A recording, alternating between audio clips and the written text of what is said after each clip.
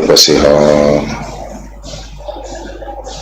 elu ọnọdụ ya benu ndị Igbo jejegokọsị ya na na-agwa ha na-ego ya na kwuo na o nwere ihe ya eme.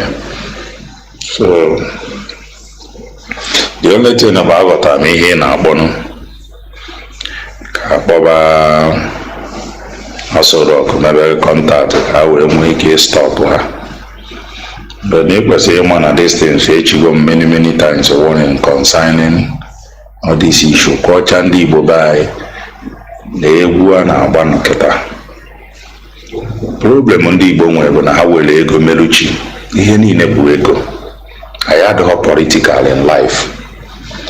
Agbụrụ ọbụla adịghị political in life enweghị ebe ha ji azụ eje. Ha ya bụ confused people until ha adị political in life. Average onye Igbo ọbụla believe na ego bụ everything, ego abụghị everything. So tribe anyị na-eme ya. Ihe akpọ onye Igbo asị nwanne gị nọ n'isi si ya na eje dị otu a stop one ya. Ikwucha ya ọkweghị ọ pụọ n'azụ. Ọ sị na ị na-aghọrị ya aghọrị. Ị chọghị ka o mee investment n'ebe ya bụ tomorrow to make a sort of big money.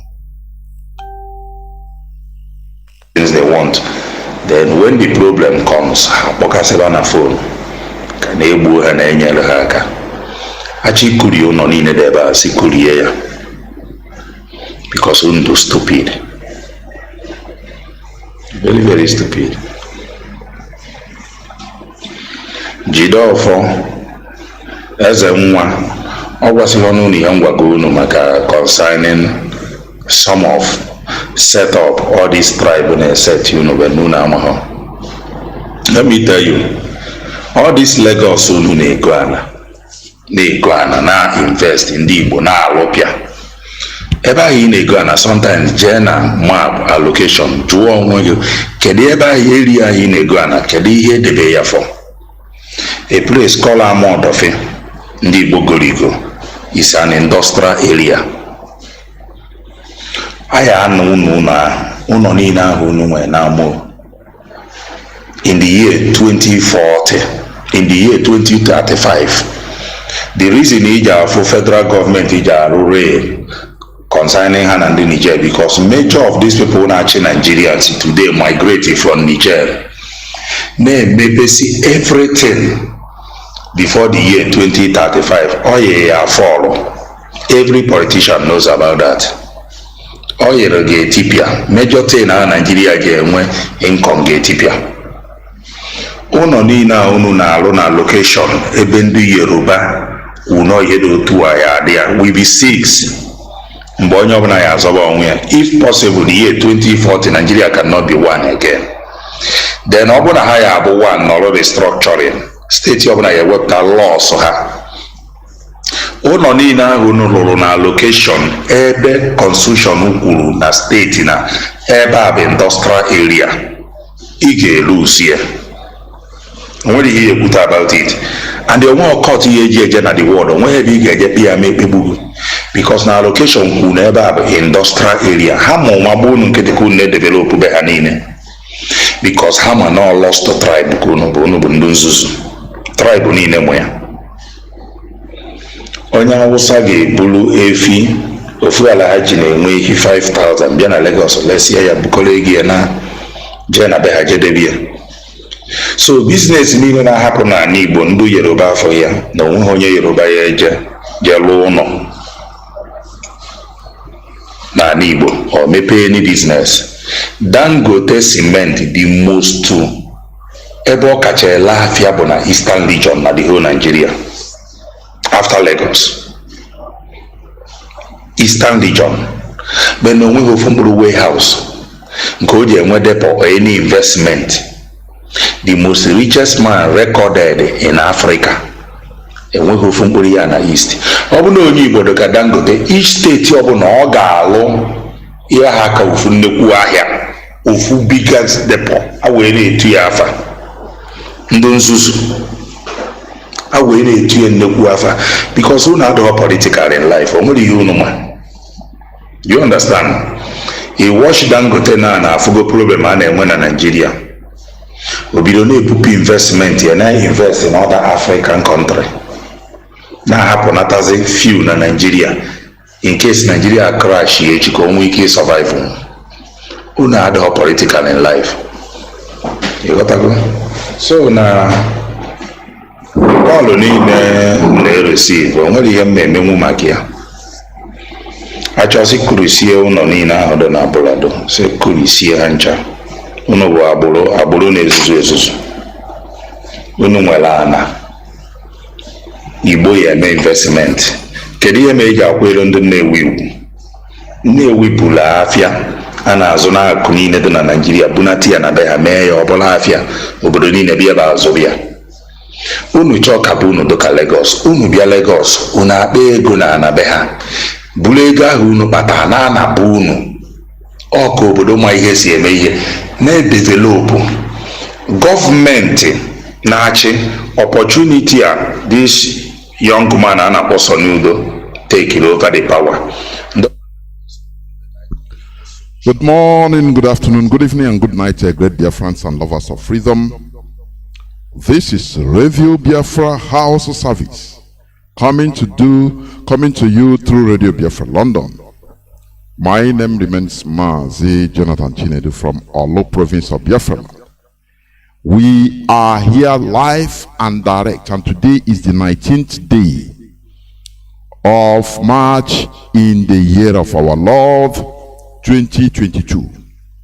I welcome each and every one of you to welcome your friends and well-wishers in this hallowed platform where we preach enlightenment for the defense of freedom. Therefore, today, being Saturday, the Sabbath day, I am here with one of us, our sister, Wada Marian T. Heather, who is going to be with me as usual in this discussion, because as usual is going to be interactive session, and the topic is going to be is what are the importance or benefits of religion in our present era? What are the importance or benefits of religion in our present era? But before we move on, because as usual, we are also going to open the lines later on so that Biafrans will talk their views. They should have their voice on this, have your say. Also, if there is any question on what we say, because we don't shy away from it, they ask. If we have answer, because we learn from each other. If we can answer the question, we do. Or other callers also, we put their mouth on it. Here, all we do is symbiosis, mutual benefit. We learn from each other. That is what we do here.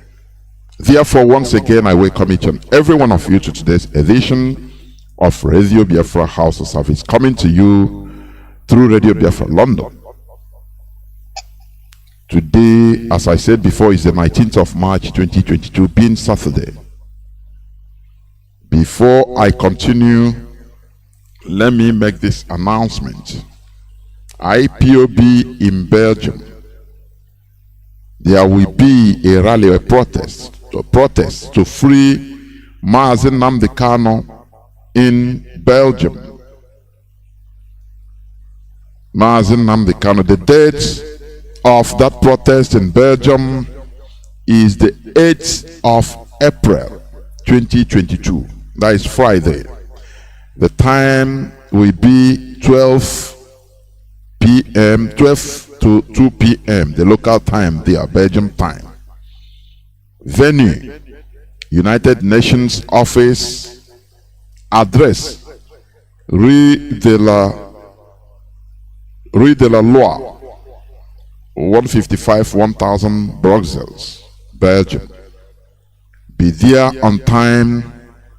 Biafra is ours and Biafra is here. These are the family in Belgium. Please. Therefore, before I continue, let us pray. Our leader will lead us in a pre-recorded prayer. Let us pray. That is why we offer him praise. That is why we offer him adoration and adulation. That is why we have come to submit all that we are today, likely to be tomorrow, and any time in the future, to the mercy and the grace of the throne of heaven. Therefore, Chukwu okike abịama, ekekere eluigwe n'ụwa basibi n'igwe, nna eze onye ebube, na ngọzi na otuto na ịja mma niile onye nwe m na Chineke. Anyị na-akpọku aha nsọ nke gị. Anyị na-erubere gị isi, na-akpụ isi ala nye gị, n'ihi na onweghị onye ọzọ anyị ga-efe ma ọ bụ naanị gị Jehova. Only you are we going to worship. Therefore, we present before you this very evening. We are fallible. We are blemished. But we trust in you and not in man. Therefore, this very entity, this very sceptered land that you bequeathed to our ancestors, this very place that when you were bringing us to, there was no HAUSA-Fulani anywhere to be seen. But we became so sinful that the very uncircumcised, the very Gentile, that is the white people, British especially, they came, they pillaged, they killed, they colonized, and they handed over your children to those who don't know you. They handed us over to those people. And here we are today. We cannot even worship you properly. We are petitioning you, Chukwu Abiyama, in heaven.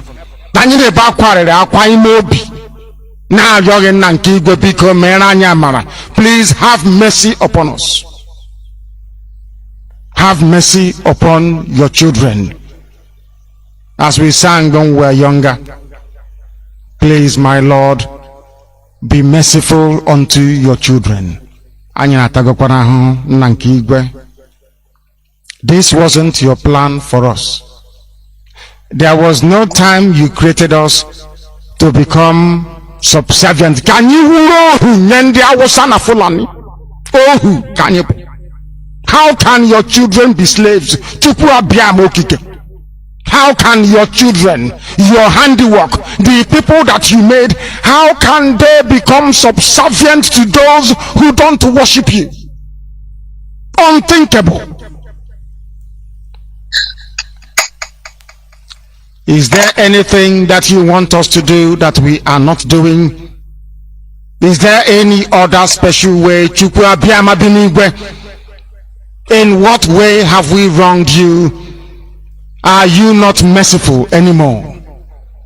Why are we being humiliated?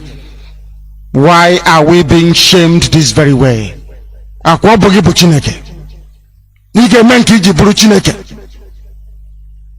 We call upon your grace with every authority bestowed in us as your children to ask you to come down here to give us the courage, the strength, and the fortitude to resist this very evil that is fast advancing and enveloping your children.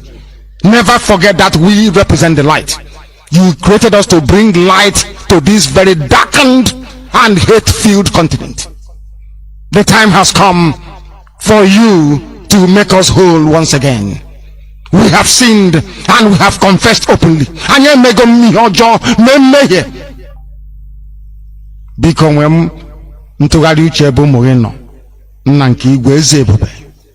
We call upon you. We have nobody else if not you. Chukwu okike abiyama. We have nobody else.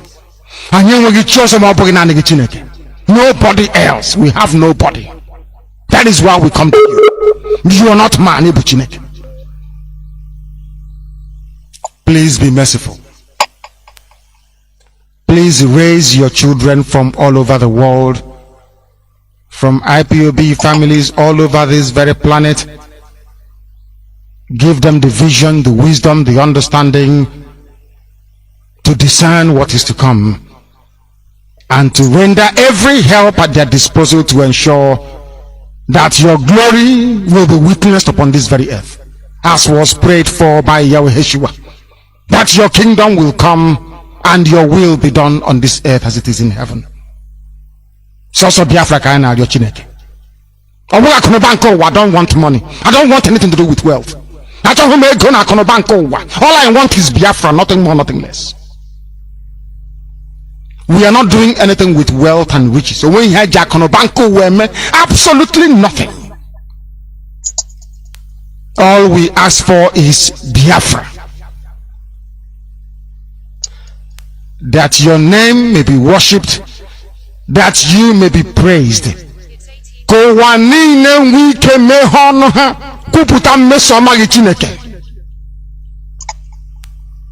Mankind, because of Biafra, will come back to you once again. They will say, we did everything to stop them, but they prevailed. That means that their God is very, very strong. And when they come to us and ask us, please tell us the name of this your God, we tell them, Chukwu Okike Abiyama. We do so that your name may be praised now and to eternity. He said,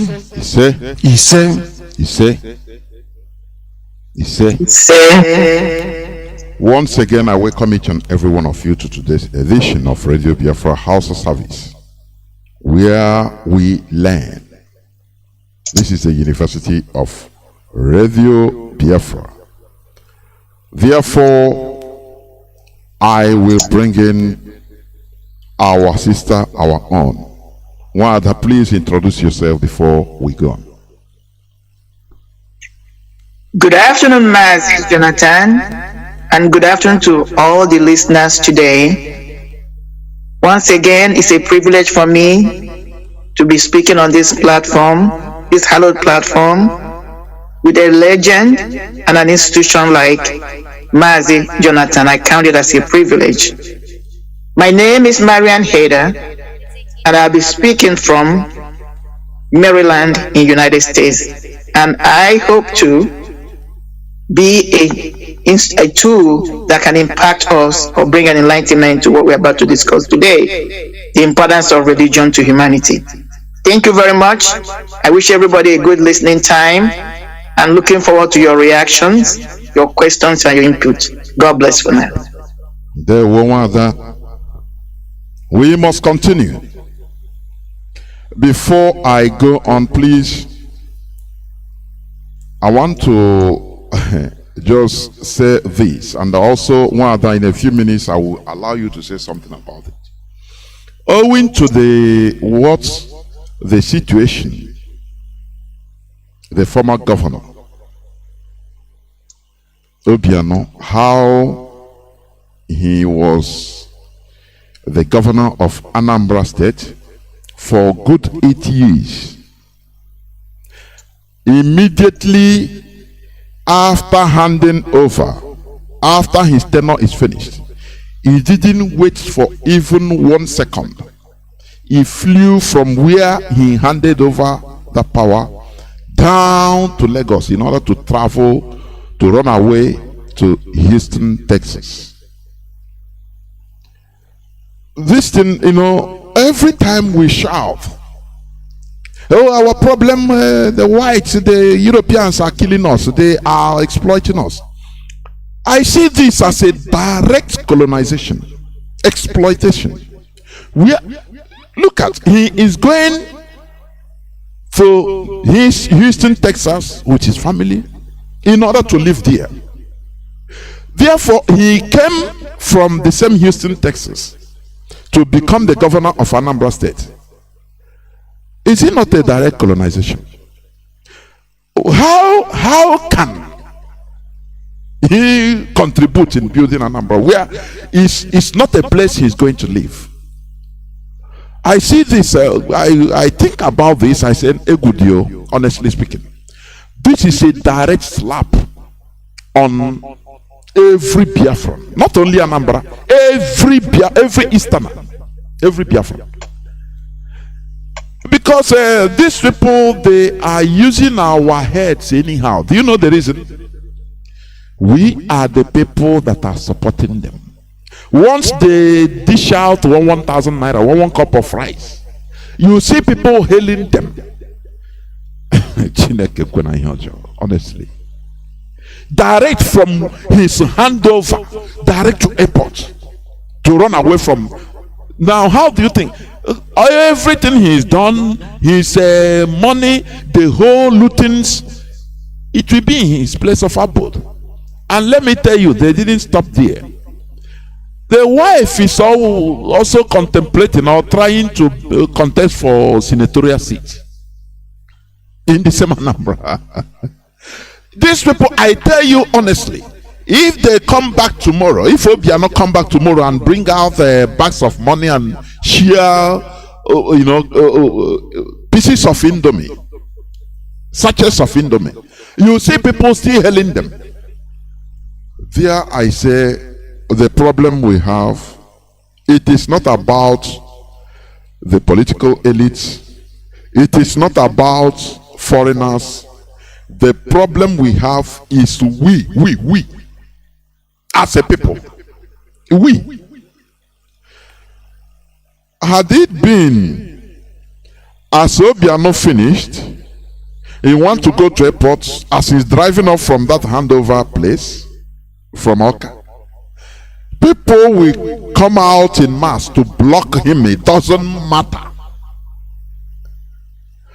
And we know that Kakino be leader. But these people, they do things with impunity because we, the people, we support them. They receive support. That is the reality. They receive support from the people, from the grassroots. People will still come out to hail them. Once they give you 1,100 naira, they buy your conscience and you start shouting. People without dignity, we keep on shouting here. Look at, from this is he smeared, shit in our faces, all of us, not only Anambra, every Biafran, because that is, all of them can do it with impunity. And tomorrow he will come back, or his wife will come back to vie for a senatorship, and she will dole out money they stole from you to make your lives miserable. And you will still you will see people rallying around them, supporting them. Dear, I give up sometimes. It makes me to try to give up on our people. That no remedy. But we must continue. Wanda, do you have anything to say about it before we continue? I have a mouthful, but I'm not going to take a lot of time.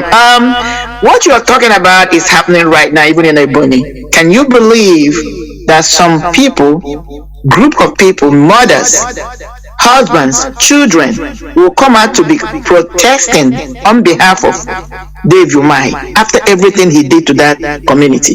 Can you believe it? But it's happening right now. So what you're saying is, one, is an indictment to the grassroots people, that they are responsible for most of the things happening to them. It's a case study for every Biafran to understand and start and read it as a book, what happened to Obiano, that it is not about where we have stayed or where you have stayed, it's about your character. Because if this man has stayed in Texas, United States, and why he's running back is because he's going there to enjoy the comfort somebody else fought for, somebody else administered, somebody else instated. Give him the benefit of that. Okay, America was already built before he went there, but he came down here and is enjoying all this comfort.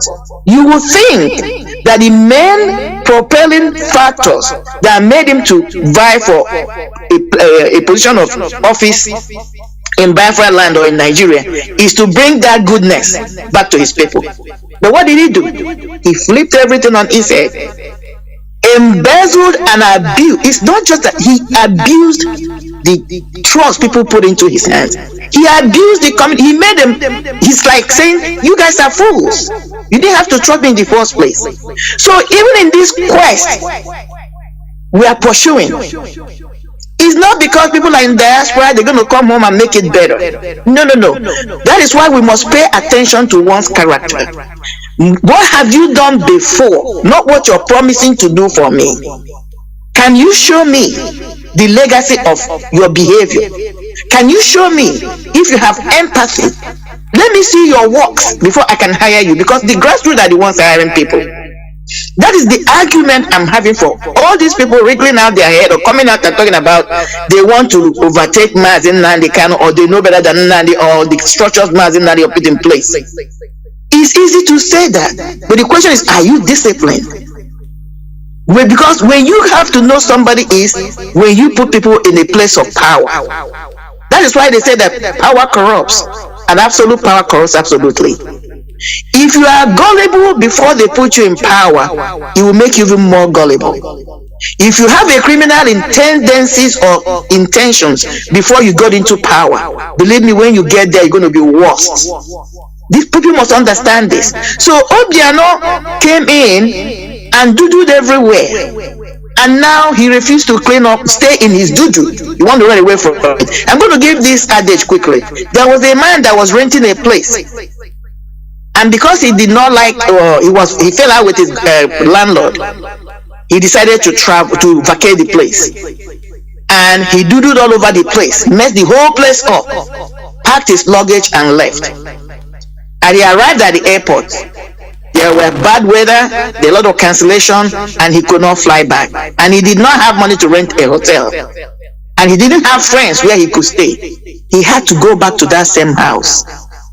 But you know what he had to do first? To clean up his mess.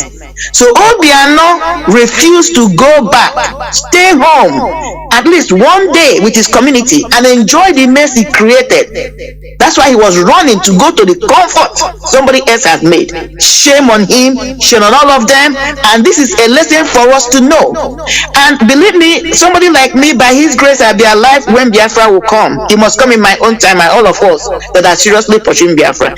One of the laws I will propose is that once you have ruled for the tenure, whether it is 2 times, you can never hold any other political office in Biafra, because an outrage. You come in, you become a governor or a minister or whatever you are. You rule for 8 years. People give you that mandate. You didn't achieve anything. You flip it. You go for another position. Or if you, as a husband, your wife was a minister, or you as a governor like Obiano, the wife can never participate in any political office. Somebody like me, if I have that opportunity, I will propose for things like this, because it doesn't make sense. That's one of the things that kept that zoological republic like that. People are running around, changing positions, changing offices. You are once a governor, then you are they're paying you your gratuity, paying you your pension as a governor. You switch around and become a senator, and then you're getting paid again. And there are people who cannot even get their common 30,000 naira as a salary. It's an outrage, and we must look into it, but that's not where we're going now. Mazi, I'm going to use at this moment. I am really angry. Thank you very much. Thank you very much. You know, when you continue watching what is happening in our land, it makes you always sad before God and man. The way, our people are bastardizing issues. It is very, very sad and pathetic indeed. They confiscate the fund meant to rotate. Mind you, money is not only meant for, for luxury. No. Money is meant to rotate, flow, and touch citizens. Do you understand? That is why,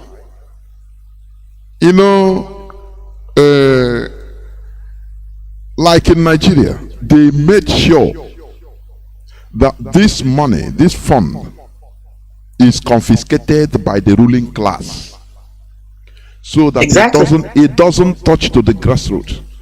I was watching before I came on air, one boy in the same Anambra that they produced from grassroots, telephone direct. And what he's saying, which is right, that we are not begging governments in order to dash us money. No, but to make funds available the same way developed countries are doing. Every citizen have rights to loan without interest in order to fund whatever he wants to do, because he's a citizen. Fund is made in order to contribute for the development of the country, not for politicians to confiscate it. If a loan to bank, you want to get loan to bank, they will tell you, bring what do they call it? What is that terminology? Collateral. That is more than that money. If you have that collateral, why then are you going to borrow? And the people don't understand what it means. Every citizen should have access to funding direct, because money is there in order to help you, catalyze you for the benefit, for your benefit and for the benefit of the country. Now, the smartest thing they did is to make sure to confiscate that fund so that it doesn't flow to the grassroots. Now they sentence everybody into poverty. Now you continue looking for money all the days of your life, and that your natural talent will dry up inside you, because it's only when you have access to fund that you will use your talent. You will bring out your talent because it needs funding. But one thing they did is to make sure to confiscate that funding among politicians. You hear them, billions. Now Obiano is in EFCC custody. He will arrange with them, give them their own court, and tomorrow he will come out and go and say, my political enemies are behind this, but thank God nothing was found in me. And you will see people also clapping. And sometimes I wonder, what type of Homo sapiens are we? What? I cannot understand. People that clap and support their killers, those that are killing them. Look at talents dying in our land. Look at people that are supposed to be scientists, innovators, inventors. Because of the frustration, no fund, nothing. Now they are going into courtism, killing each other. All the government could do is multiplication of different security forces with big guns. And you say, what type of humans are these? It is high time we call a spade a spade. It is high time we become, reasonable. We reason like human beings that we are created to be. Let us move on, please. Before I go into the subject of the discussion, today's discussion, I will love to reiterate on my normal comment, my usual comments. Please stop calling these people the House of Fulani. There is nothing like House of Fulani as one people. This is part of the grand deception. When you call them House of Fulani, you are giving them, confirming what they want you to call them. Do you understand? When you call them the House of Fulani, you are solidifying their conquest. This word, House of Fulani, is an artificial creation. It started right from the conquest of the Hausas by Ottoman Danfodio, who they revere till today, the Fulani. When he manipulated the Hausas to conquer themselves in the early 19th century, he immediately brought down the many Fulani from the Sahel and ordered every Fulani male to marry as many Hausa women he could, as many, because that is in order to compromise their blood lineage. And from there, that was the origin of this word, Hausa Fulani. But in the real sense of it, there is nothing like Hausa as a people. Only the language remained. You understand? They are using these wordings, this deception, in order to continue rallying the remnants of the Hausas to continue doing their dirty jobs for them because of their sheer population. But today I am telling the Hausas to rise up, take up the challenge. The Fulani, they are not your friends. They conquered you in 1808 and pronounced the Sokoto Caliphate in 1809, where they made sure to reduce you to ordinary almajiri, beggars till death. But all hope is not lost. You are never defeated until you accept it. Europe, we are seeing today, they were conquered by Arabs for 800 good years. 800 good years. The Hausa conquest has only taken place just 200 and something years back. Only. Just 1/4, almost 1/4, a little bit over 1/4 of what the Arabs did to Europe. But still, one time the Europeans, they galvanized themselves and struck back. And that is why you see Europe today as Europe, not part of Arab. Do you understand? Do you know 800 years is almost 200 years more short of a millennium? But they struck back. Hausas, it is your time. This is your time. What we are doing here is not only for the liberation of Biafra, no, but every indigenous population that is unfortunate enough in order to find herself in that entity, evil entity called Nigeria.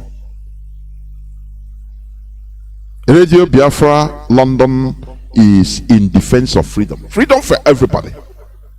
You understand? We are not against anybody.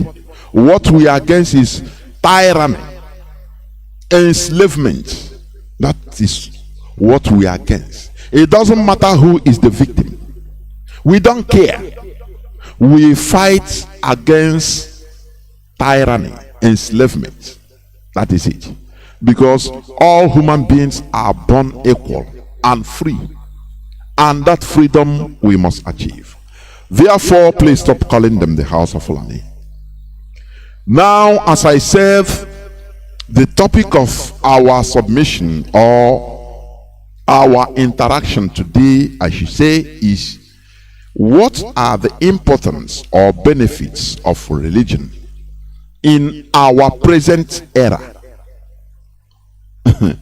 Also, if lines are open, you can also submit, make your own submissions. You can name the importance or the benefits of religion, because everybody is entitled to his view. Here we learn from each other. Let me go into it. I say, primarily, before we even talk about the benefits, let us also define religion again. We have been saying it here, but we continue. Primarily, religion is usually defined as a socio-cultural system of designated behaviors. These are the key words, please. Socio-cultural system of designated behaviors and practices, morals, beliefs, worldviews, texts, sanctified places, prophecies, ethics, or organizations that generally relates humanity to supernatural, transcendental. This big word, what it means is beyond the human experience and the spiritual elements. However, there is no scholarly consensus over what precisely constitutes a religion.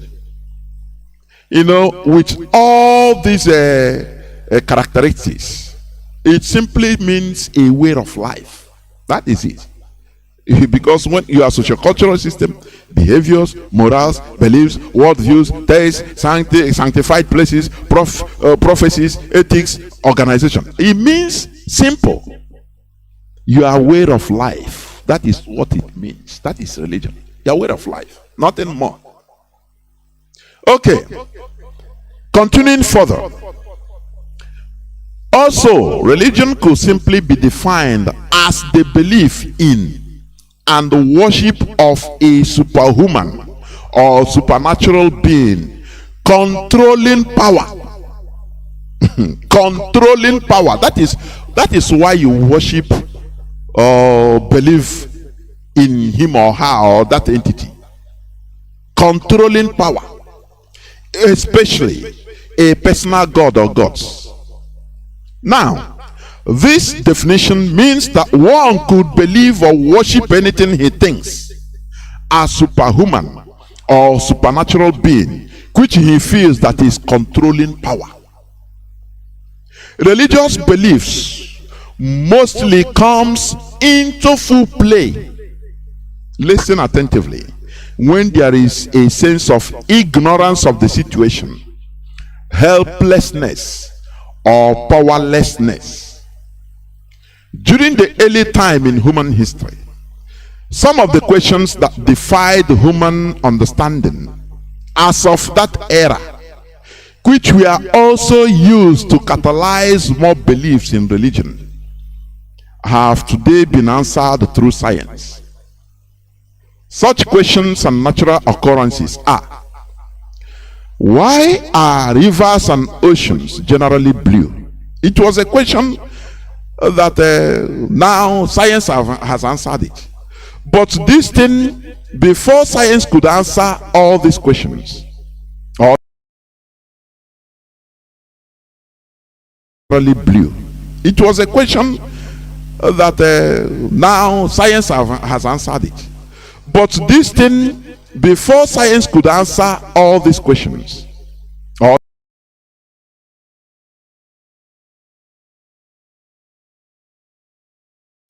it was a question that now science has answered it. But this thing, before science could answer all these questions, or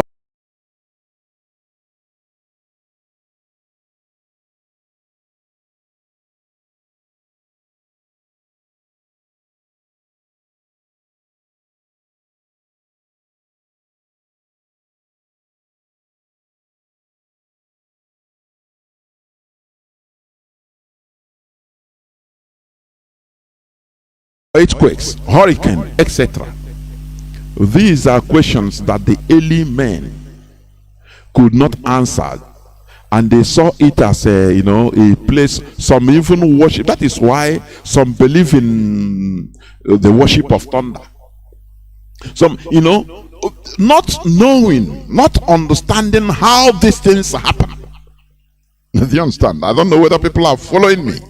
But advanced scientific research is still going on to understand if there is any existence of dark matter and dark energy, black hole, and also to understand the origin of this planet. Science is still making research. That no-go area. No, don't think about, you want to question God. No, God created this brain in order to do that type of research. Do you understand? In the future, I believe it, the scientific answer to these questions could contradict religious beliefs of now about these issues, because science is based on observation and reasoning from observation, while religion assumes that human beings can access a deeper level of information that is not available by either observation or reason. Just believe it. It is like that. Belief. Generally, we neither knew where we came from nor where we are heading to after this life. Religion tries to fill that vacuum of natural human ignorance of some issues through belief. What am I trying to say? You see that some of the things we are enjoying today, these are things that during the early time or the period of early human being, all these things are, or we are no-go areas, things that we are religious. Today we can, you can speak from just in your room, any part of the world, and the whole world will be listening. Is it not a miracle? But it is science. Before, people couldn't believe that things like this could happen.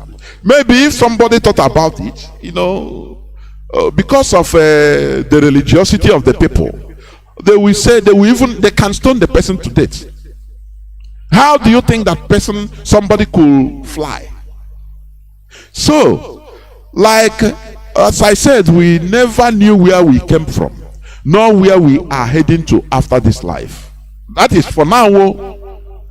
But let me tell you, maybe in the future, science, there will be, maybe it's not in our time, maybe not in our generation, maybe in the next 100 years, maybe in the next 200, 300 years, but it is not impossible that there will be science breakthrough. Do you understand? On the existence of dark matter and dark energy, black hole, and so on, which will unravel the origin of this world, and which will also let us understand, going further, where we came from and where we are heading to. I don't remove it that it is impossible. No. It is a question of time. Because what we are enjoying today, you want to go anywhere, you enter flight. Let me tell you, about 1,000 years back, maybe in 10th century, if you talk about people could fly, maybe that time they can even stone you to death. That don't say this. If you say it, you want to imitate God. But today, hundreds, if not thousands of tons of chunk of ions, steels, glass, plastic, wood will be flying controllably on air. Do you know the latest in the weaponry? There is now a hypersonic missile. You know what? Before it was supersonic. 2 or 3 times more than the speed of sound. Now it is hypersonic. Russia is leading in that technology, and China.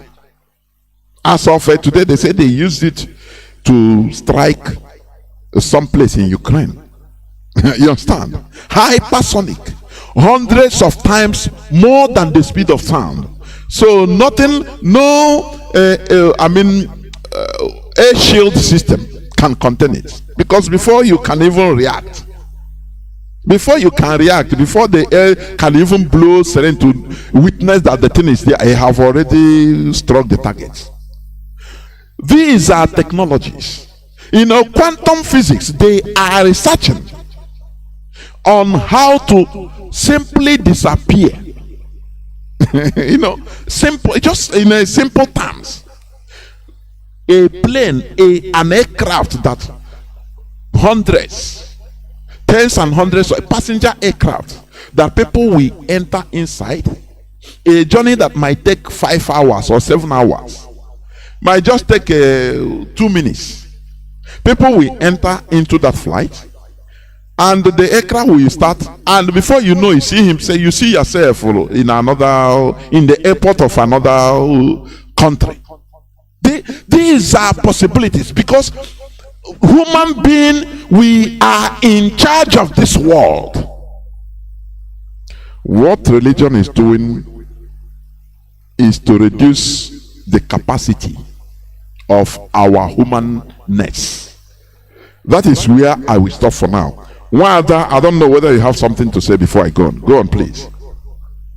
Yeah, what I mean, you're always excellent in how and your exposures. What you're talking about is time bending. Trying to manage time. That is what the last statement you made, which is so true. That's the saddening part of what religion is doing in Africa, especially West Africa. And let's be critical and go straight to Nigeria. It has made people not to think. It has made people to depend. We'll just pray and everything will be fine, while other society are moving on. Look at all the things you have mentioned. We don't even know them over there. They don't even have the opportunity to even view it, because they may not have electricity. Even when you have electricity, you may not have the internet. So it's like it has put them in a darkness, total darkness, away from civilization. Let me go back a little bit to what you said about the young man that came up with the telephone. A society like where I am, it's not just the government. The question is, why can't individuals? This is what has made places like America unique. You see a talent like that, all these business people that have money, you invest in this young man and cut a deal with him. It doesn't have to be government, because there are people who are just inventors. They are great thinkers. They may not have money, but there are people who are investors. They invest in individuals like that, and they make money off it, and everybody will be happy. These are things our people, I believe, when Biafra comes, we should be thinking about, and they are called innovators. But you have sponsors. This point you made, but can you consider this issue in a place so primitive and hate-filled like Nigeria? Do you think that people can do this and help each other, invest some talents just like that freely? Let me tell you, sometimes if any person ventures privately to invest in this person, a time will come, do this and help each other, invest some talents just like that freely. Let me tell you, sometimes if any person ventures privately to invest in this person, a time will come, do this and help each other, invest some talents just like that freely. Let me tell you, sometimes if any person ventures privately to invest in this person, a time will come, do this and help each other, invest some talents just like that freely.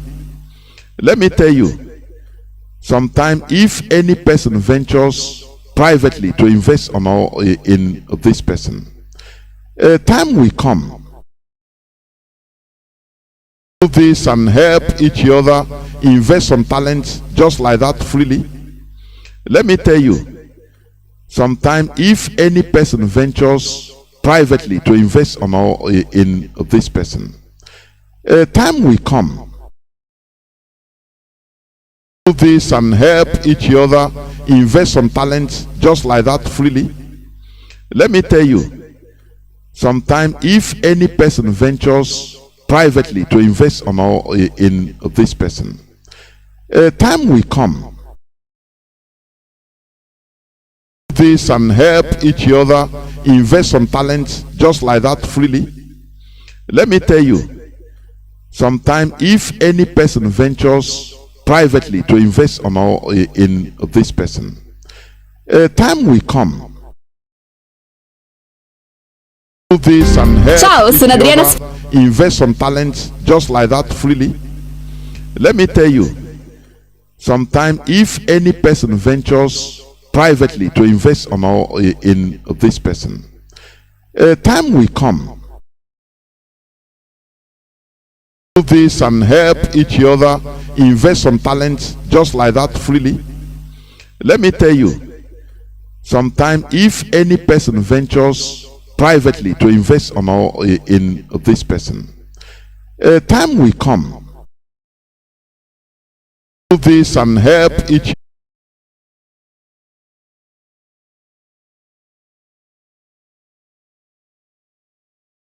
Sometimes, if any person ventures privately to invest in this person,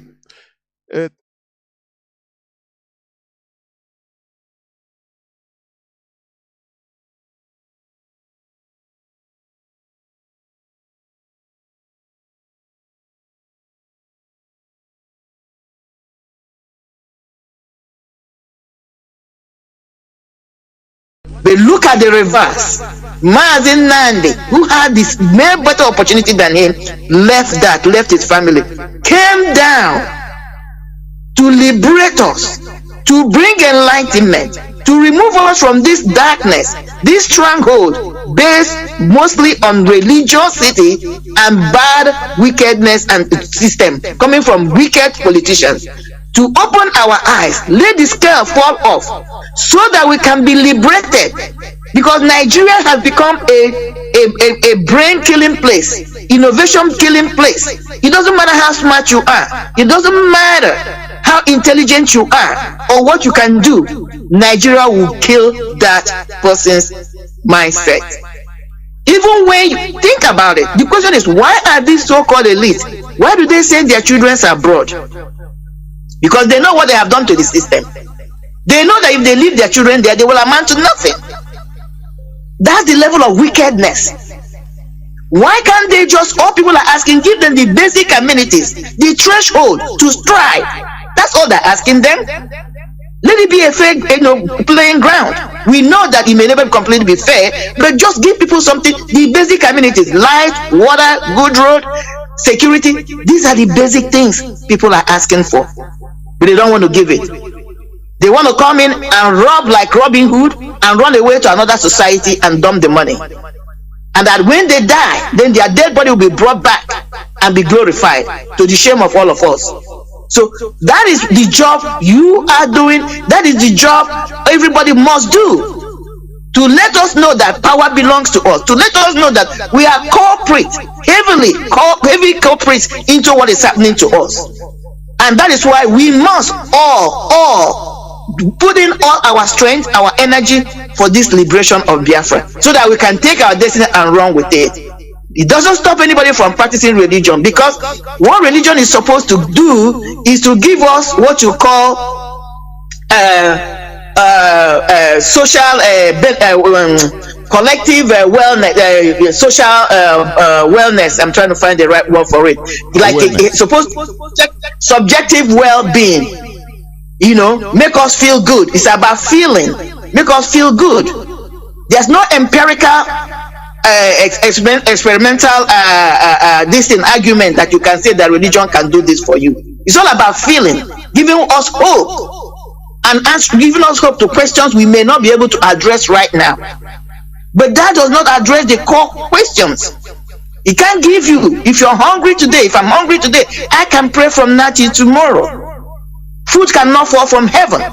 I'm only being hopeful. Maybe somebody might come into my house. Maybe I can go outside and somebody might be kind enough to give me money. It wasn't my prayer that did it for me. It's because I ran into somebody, or somebody met me and physically gave me that food or gave me money.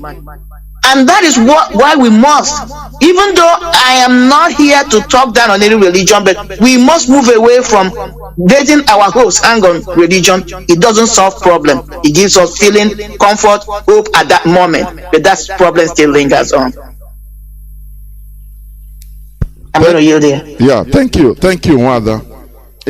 Like we talk about what are the benefits or importance or benefit of religion in our present era. As we might know, at the early time or the early period of human history, the brain of human beings have not developed just like now.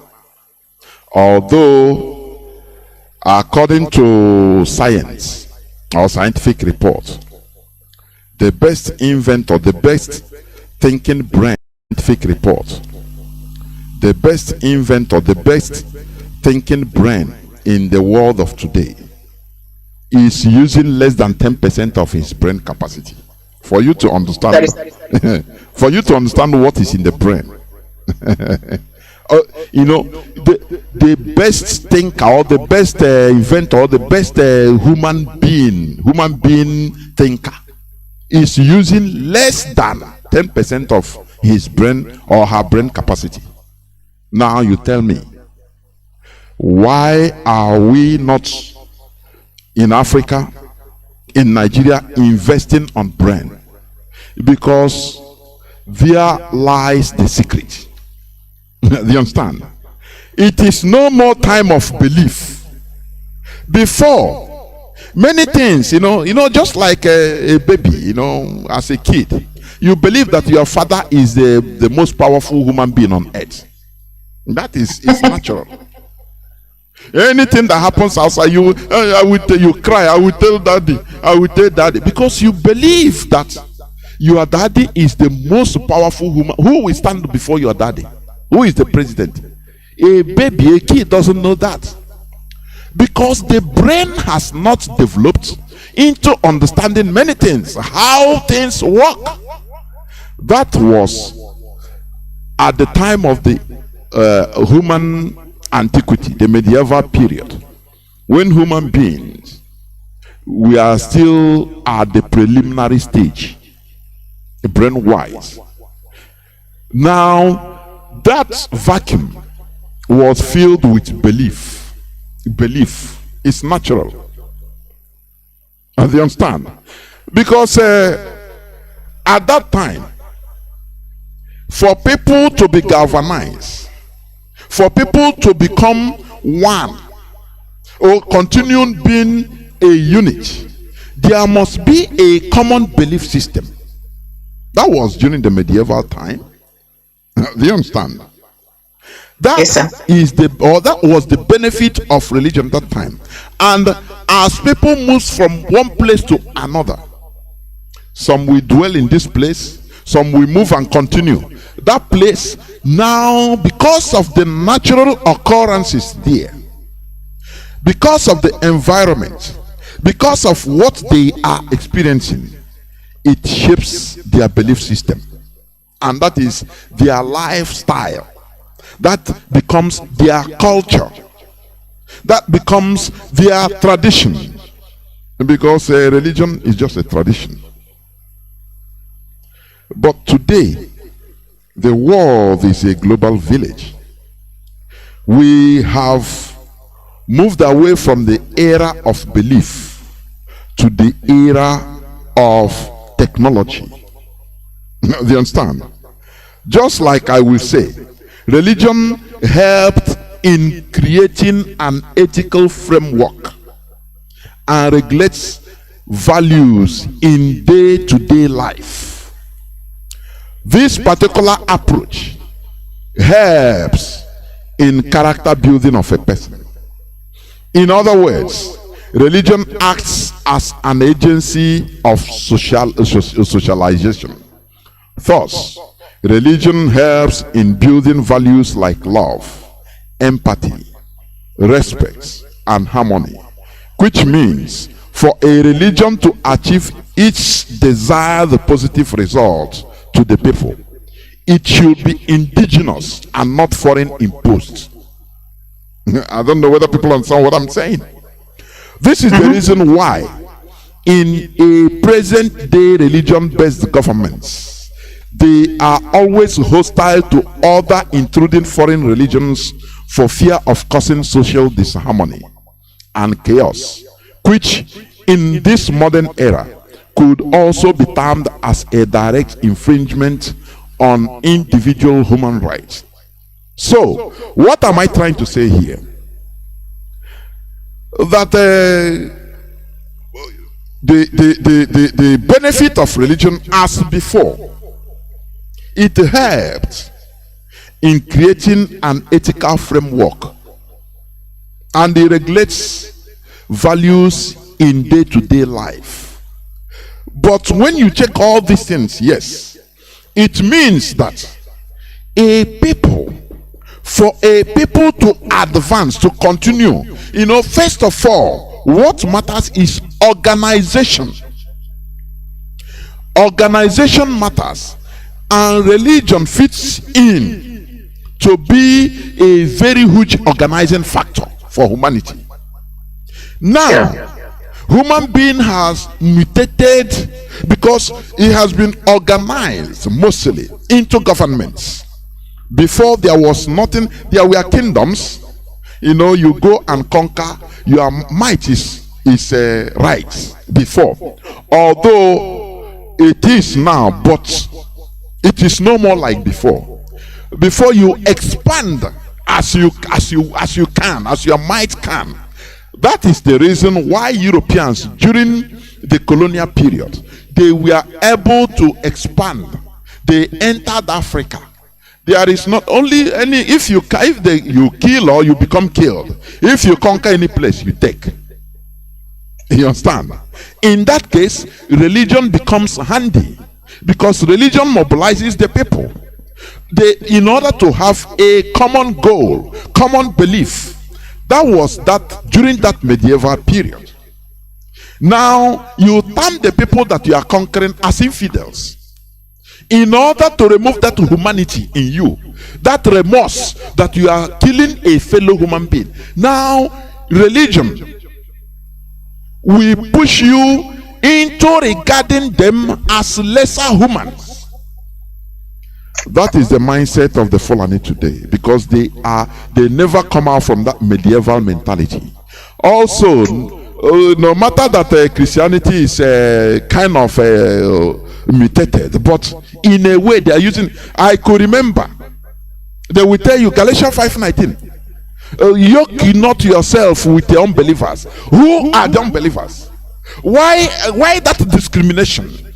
Do you understand?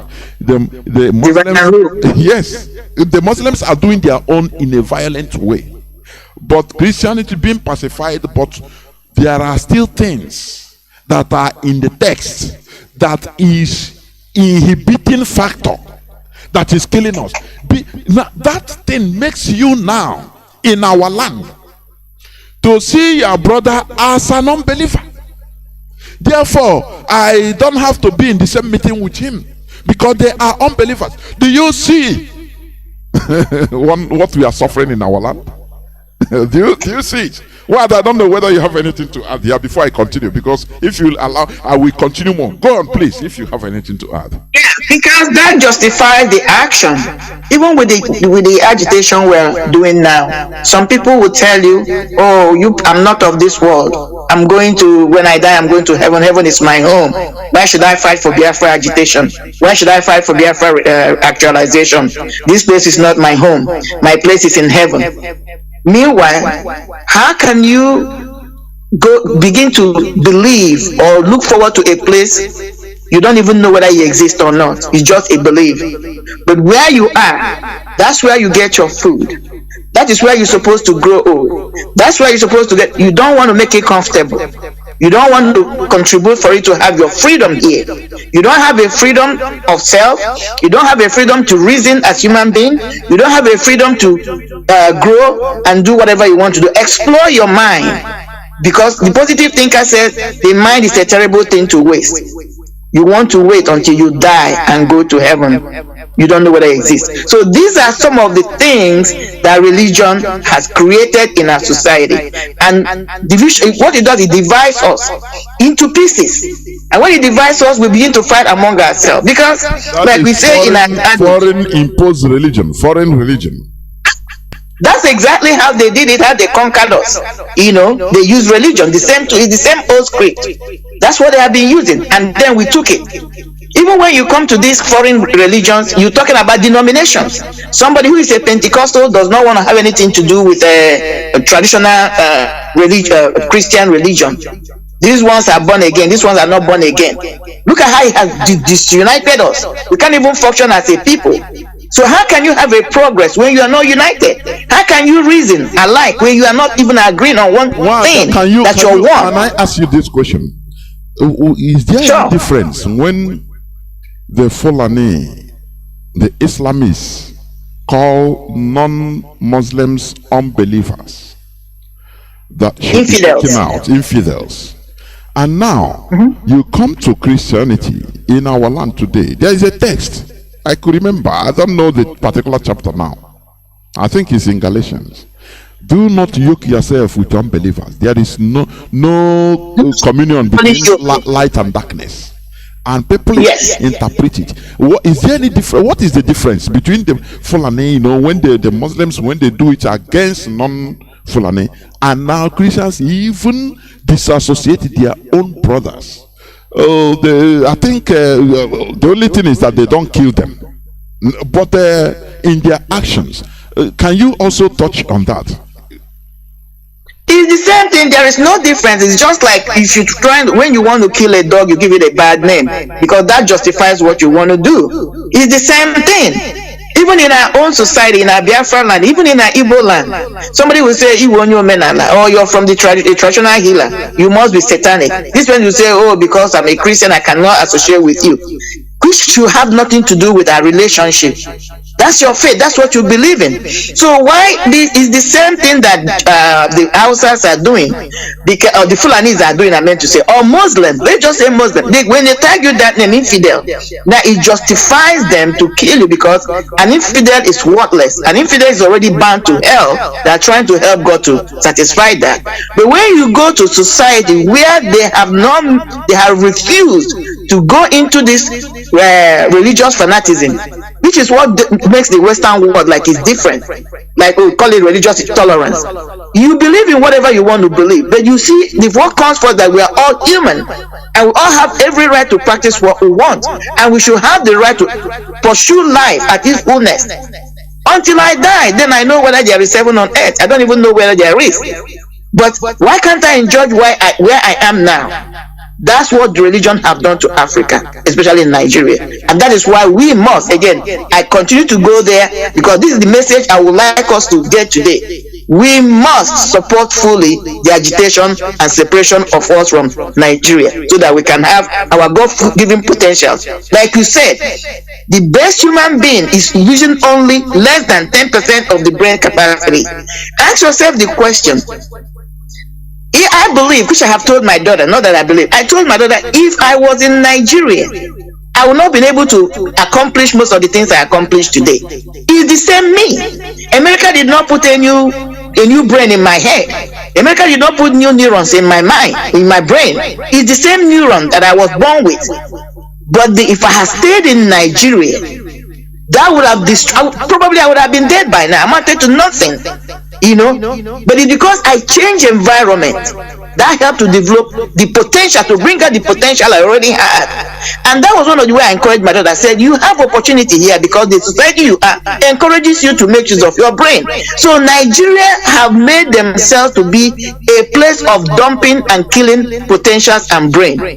That is why when we go outside Nigeria, and that's why everybody's like, when we leave, you see yourself thriving, you see yourself blossoming like a flower that has been a plant that has been in the desert, but now it's opportune to have some water. It is not the people, it's not the brain capacity of the individual, it's the environment, and that's why we must change it. And religion is one of the things they are using to give people hope. Don't worry, you don't have to go to school. Don't worry, you don't need anything here. But the person that is ministering to you is amassing wealth that is beyond explanation. They cannot even finish here. From my perspective, there's no difference between the politicians and the so-called religious leaders in Nigeria. I rest here. Thank you very much. As I was saying, bad governance. Okay, let me say this. Today, we could see that developed human governance has taken over most of the functions of religion witnessed during the earlier period of human history. What I explained before about religion creating an ethical framework and regulates values in day-to-day life. Now it is the function of a government. Government developed governance, human governance has taken over what they were using religion to to rally people around for. That is the reason why also the people in developed countries pay their primary allegiance to their government and not their religion. Do you understand? While maintaining their natural cultural values. Yes. Like today, what is happening in Ukraine, for example,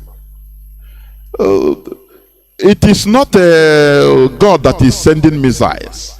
It is human. You understand? So, Yes. also, the people in Russia, they trust in their government. And that is why there is no, they believe and they know that their government is well to do. That is why they are giving them protection. No missile lands in Russia. Something that the people, like if for example in Nigeria, there is a maybe an expected attack, international attack on Nigeria. The only thing, because people have no other way, they cannot trust the government because the governments have no capability. Now people will go on into dry fasting, praying, oh God help us. That thing you are praying for God to help you.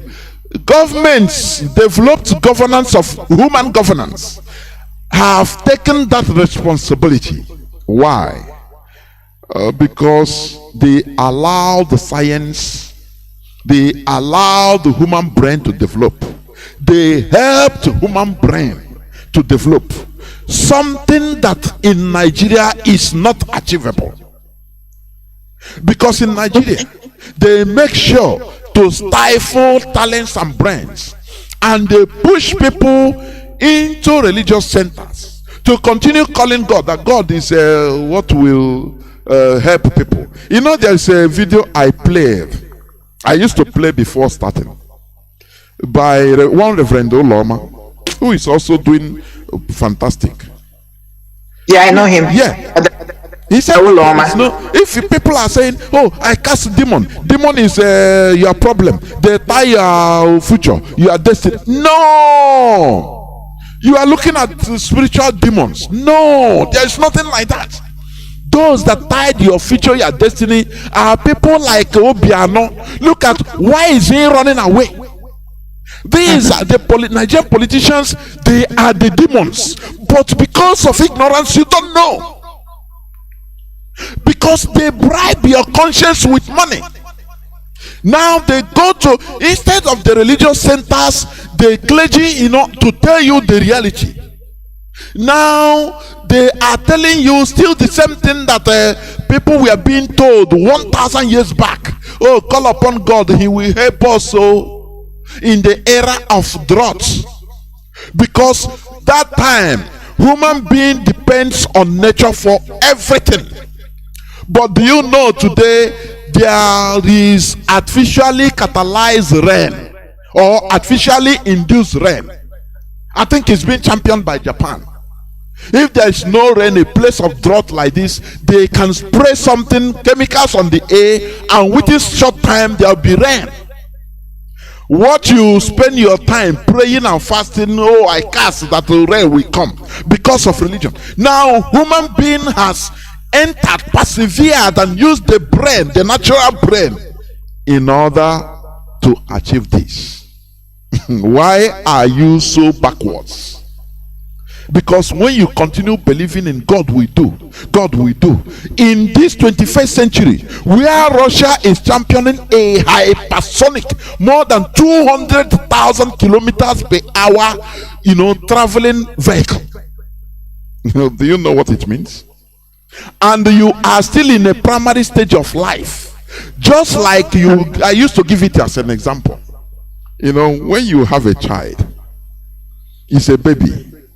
He needs breastfeeding, because it's the time. It's a baby.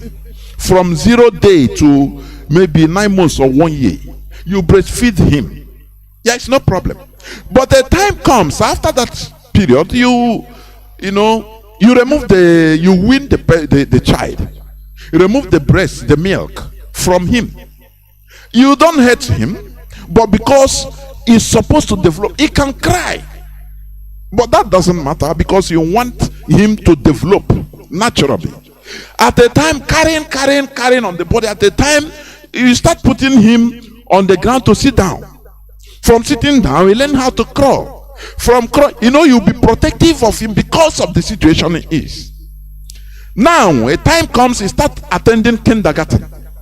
Every time you go, maybe, he can fight, somebody will beat him and he will cry and you cuddle the baby. Because it's the time. A time will come, he enters primary school. A time in that primary school, a time will come when every time he cry, come and meet you, daddy, somebody beat me. A time will come telling him, Onye Kogi here, beat him back. You are now a man. Do you see it? That is development. A time will come from that beating him back. A time comes, maybe you are taking the child to school. As a boy, sometimes he will tell you, I'm grown up, I don't want to even enter the car. Don't carry me again to school. I beg, I can go by myself. It's development. Do you see it? Now, if she enters or he enters university, for example, at maybe 18, 20 years, somebody, he fought with somebody and he cried from university, come and tell you, hey, somebody beat me. Just an ordinary fight like a children's fight at 20. And he will still come back to you as the parent. Hey, daddy, come and fight for me. Are you not going to feel embarrassed? That is what Africans, Nigerians are doing to God. We are aroused because they don't want to relinquish power. They want to be the God of all these people, because they don't want to teach people how to fish. They want to be feeding them with the fish because they are afraid, they are worried, they don't want them to grow. That's just in a nutshell. Nobody is saying don't practice your religion, but religion itself needs to evolve from the primary stage to where everybody is today. For example, the Israel they're talking about, which is the home of most of this religion, especially the Christian religion and Torah, those who are Torah reading. Do people understand that place is most part of Israel is a desert? But today they have one of the freshest farm you can get. They turn the desert land into a fertile land, just like what you're talking about. Rain. Fasting. That's where I'm going. It wasn't through prayer and fasting, through pure science. We also, when Hamas, we are shelling them recently. How were they able to protect themselves, tiny Israel, with a science called dome? They didn't pray over it. But they are the home, that is the root of this religion. Why is it that our own is not evolving? Because some people have made it their duty to hold people captive, because that's how they are feeding their belly. You talk about Saudi Arabia. That's supposed to be a desert. Every day people are going on vacation. Go and see what they're doing there. They're converting a desert into a fertile land. This is pure science. But you can't get that where you and I come from, because these guys don't want it to happen. That is what enslaving our people because of greed, because of wickedness. And our people cannot understand that. You went as far as talking about if Nigeria is invaded today, what they will do. Mazi, let's talk about what we see on Facebook every day. Our shops are being burned down, homes are being burned down. Have you seen any fire truck? Or you will hear people saying, oh, Jesus, oh, and the fire will burn and galvanize everything, consume everything. You think people will learn? Some of these buildings that have been burned down could have been saved, if not completely, partially. These businesses we have lost, but the whole mall will burn down. No single water, because even if the fire service comes there will be no water. Even if you call them, they may not have personnel, or the vehicles might not even be functioning. And you see our people stupidly in this modern age, where the whole world is one. Whatever is happening in one part of the globe can be seen in another part of the globe, and my people will be there praying, calling on Jesus. Oh, Jesus, Jesus. I'm not casting any religion, but it's not everything that God can do for you. That's why He gave us brain to reason and say, go according to their Bible, go and dominate the world. Gave us dominion over every other thing. But these people continue to preach to them, no, you don't have to have dominion. You have to continue to depend on God to do everything, even when he gave us sense. That's what you try to explain with the analogy of a child and a parent. That's what I wanted to bring in. Of course. Because just as you said, and as I was saying, what people are doing in Nigeria, when you have a child that depends on the parents even until more than 30 years, it's a defect. It's defection. It's a defect. It's a defect. Yes, it's a defect. It has stunted growth.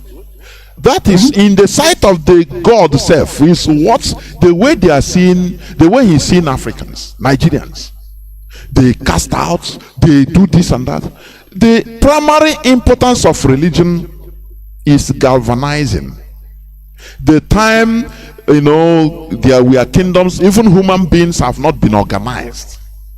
The primary function of a religion is people that have common faith, common belief, because of the environment. Now they gather together and stay, do things as one body.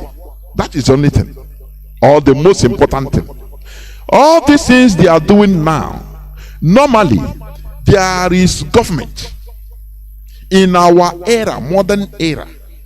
Government, everything have been shaped. Do you understand? It's no more a time you can go from one country and invade another and stay there. We saw what happened to Saddam Hussein when he invaded the Kuwait in the 90s. We saw it. Yes. But had it been, it was maybe in the antiquity. It is his luck. He will kill anybody, everybody there, and take it. And it will be annexed. Because it is the same human being, the same world. It is human being that organized the world, his brain. It is still human being. That is why we talk about the world order. It is the same human being that organized it. People check it as even the religion comes from the human mind. The religion comes out from the human mind. Exactly. Because it is not, just as I used to ask. Look at flights today. You see MiG and other aircrafts, F-35, F-19, F-16 fighters dropping bombs of going on Mach 2 or Mach 3. Okay, does it mean that the materials that we are used in constructing these aircrafts, were they not existing in this world during the time of Christ? It's a question I used to ask. They have been there, and I can tell you most of them are coming from Africa. Okay. Go and write. Okay. Then why people should ask themselves why we are doing no, let me not be where we are. Why was there no aircraft during that time? Why was aeroplane invented? Mankind had not used the mind then to figure it out. That is it. The gold mine people are looking for is in the brain. It's in the mind. That is why the mind of man is a terrible thing to waste. That is why there's a saying that the richest place on earth is the graveyard, because there's a lot of mind that we are not exploited. Let me give this quick story to our listeners. Last month, I traveled to one remote part of West Africa. Very remote. It's like I went 100 years back in time.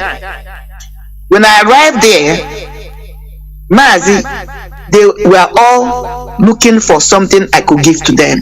We don't have money. But Mazi, when I went there, I saw great potentials. And I was telling them, trees like moringa, I know how much I pay for moringa here.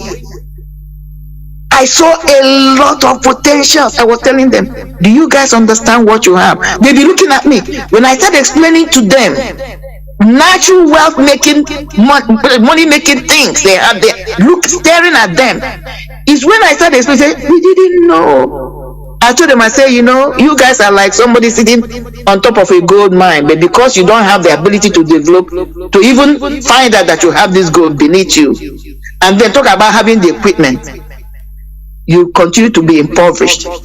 Because the key to your richness is in your mind. But because you're not exercising it, you will die poor. Whose fault is it?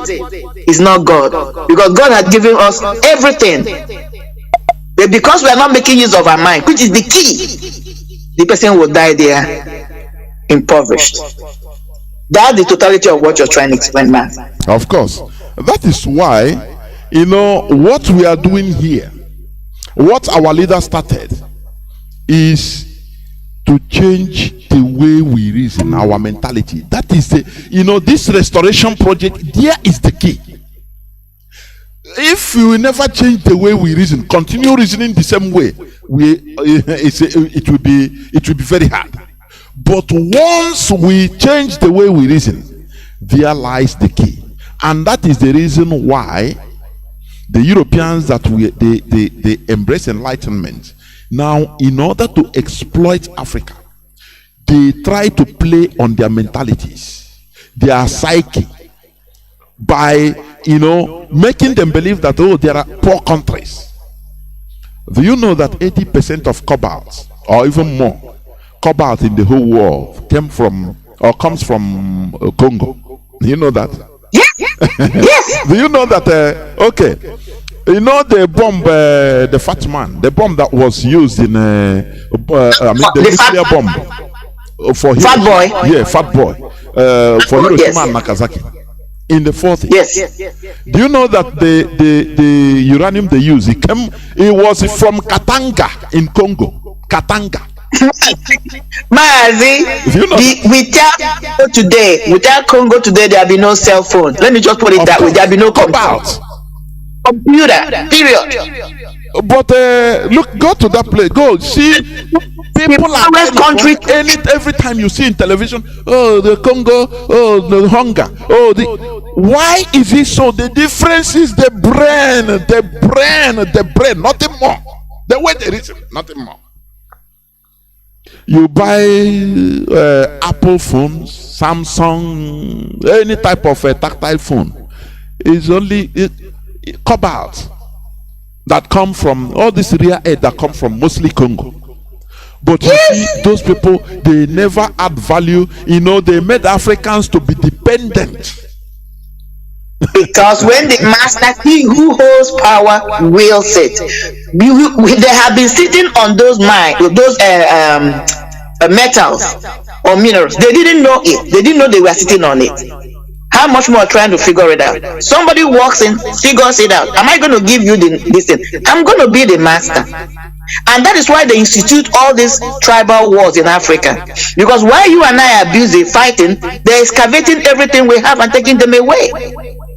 Even what we are going as far as Congo, Nigeria, before the white man came in, whether you call them Exxon, Shell, or whatever, the oil has been sitting there.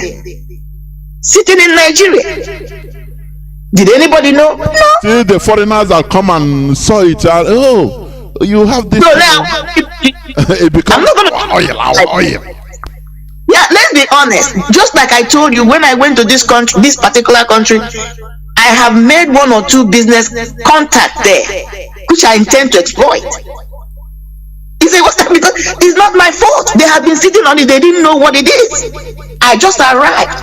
Because I'm coming from a place of enlightenment, where I know the benefit and the use, how I can transform these things I'm looking at. They don't even care about it. They don't even know it has any value. Mazi, do you know that I think the other day I said it here? They've transformed them. They are now transforming Olubu bitter leaf into pills. If they tell you the number of sicknesses this bitter leaf is curing. Okay, so the research was done in Texas here. Go and Google it. Many years ago, in the 80s, they did a research on. It's called Ahmadiyya. That's the botanical name of bitter leaf, Ahmadiyya. The University of Texas did the research of Onubu. We have the pills. It's already out. Tell me why a country like Nigeria, where this thing grows widely, couldn't have turned into medicine. The benefits online. And we're talking about looking for jobs. Why can't we create the factory? You don't even have to import it. You encourage people to even. How will you create? I think during the time. I I'm not talking about the president. I know we don't have threshold. I understand that. We're going to talk about the possibility. Yes.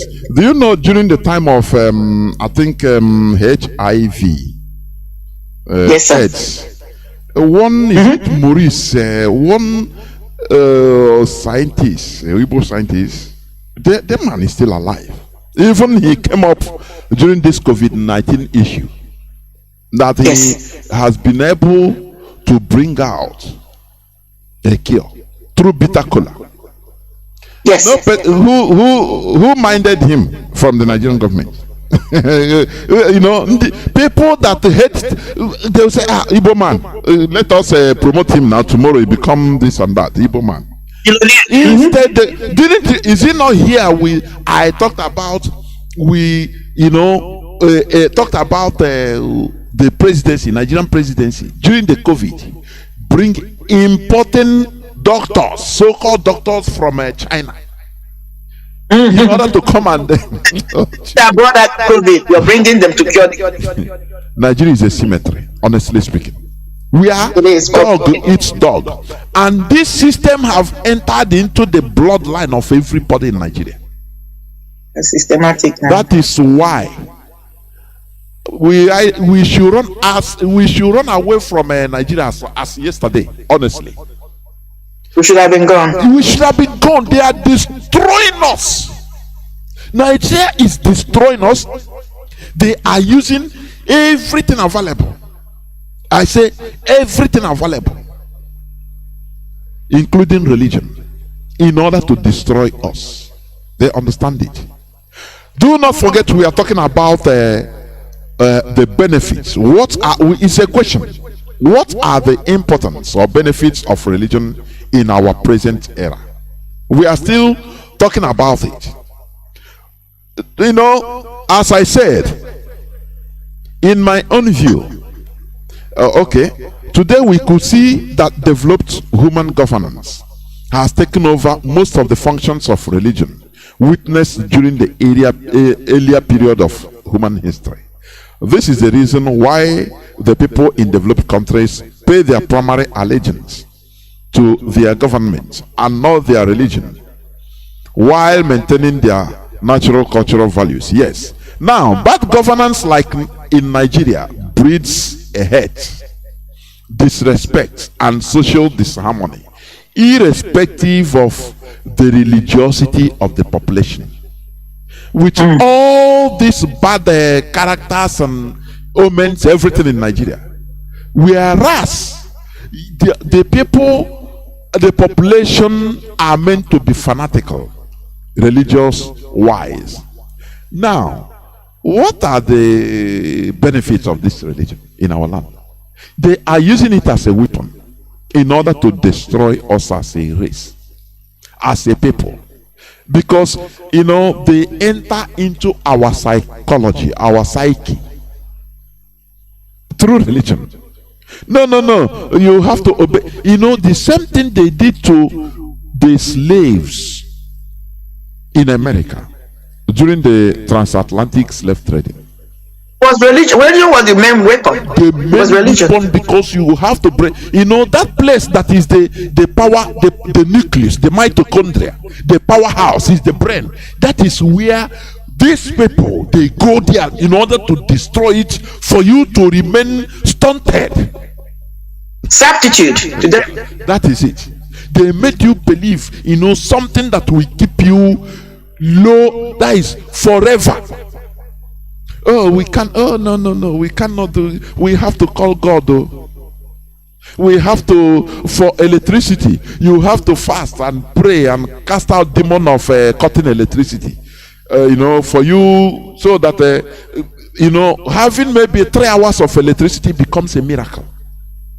People will give testimony because of, I say I have had it direct in one church I was attending in the zoo. The ceremony, and I prayed and I told God, please, we need light in this ceremony, and God answered my prayers, and the light was there. Immediately we finished. It's not up to 5 minutes, light was off. Praise the Lord. And people be cheering. You start onye mere anyị here.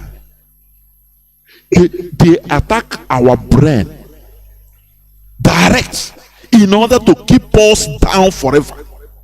For us not to think above this system. Remember, religion is the making of mankind. It's a fabrication of man in order to go. It's not something bad, but today it becomes a weapon in order to fight us, in order to keep people. We Biafrans are ground. Africans in general. I'm not talking only about Christianity. No, all the religions, mostly imported religions. Yes. Yeah. Yes. All Especially imported ones. Yes, especially imported ones, because that is where the main problem even lies. Imported ones. You can never be perfect. Oh, you'll be quoting, they give you something, you'll be quoting all the time. It makes you study their history more than our own history. Do you understand? Imported religions are also one of the socio-political weapons being used by the imposers of these religions to continue sidelining and keeping other indigenous values and cultures inferior, thereby causing confusion and exploiting the people. This is simply a weapon of conquest. Imported religion has also made us ignore making more researches about our natural roots and values, while upholding and studying more about the history of those foreign religions. That is why, you will see somebody call now, he will quote Paul's missionary journey 2,000 years back. But you will ask him, what about, do you know who your great-grandfather is? He doesn't know. This is mental. I'm telling you, it's a cause of concern. Mental slavery. Mental slavery. And Jude say, and Tabitha say, this and that in the book of Esdras. But Joya, one nebiko. Cool down. Cool down. What is the name of your great grandfather? Fourth. He will not know. That is what we have been made to suffer. And that mental slavery, it is being solidified with this religion, in foreign religion. Therefore, I believe that in this era, foreign religions should cease to play major roles in our daily social lives as a people, because humans have mutated from the era of religious beliefs to an era of practicality involving science and technology. That is it. I can practically say that religion played roles at the early time when the world was not organized. When Alexander the Great could conquer everywhere with impunity, as far as anywhere he fall, no problem. But as far as you continue, you have the might, the power, you continue conquering and slaughtering. The Persians, the same thing. Babylon, the same thing. But this, as the time goes on, human beings started understanding that we are practically in charge of this our planet. It came through enlightenment.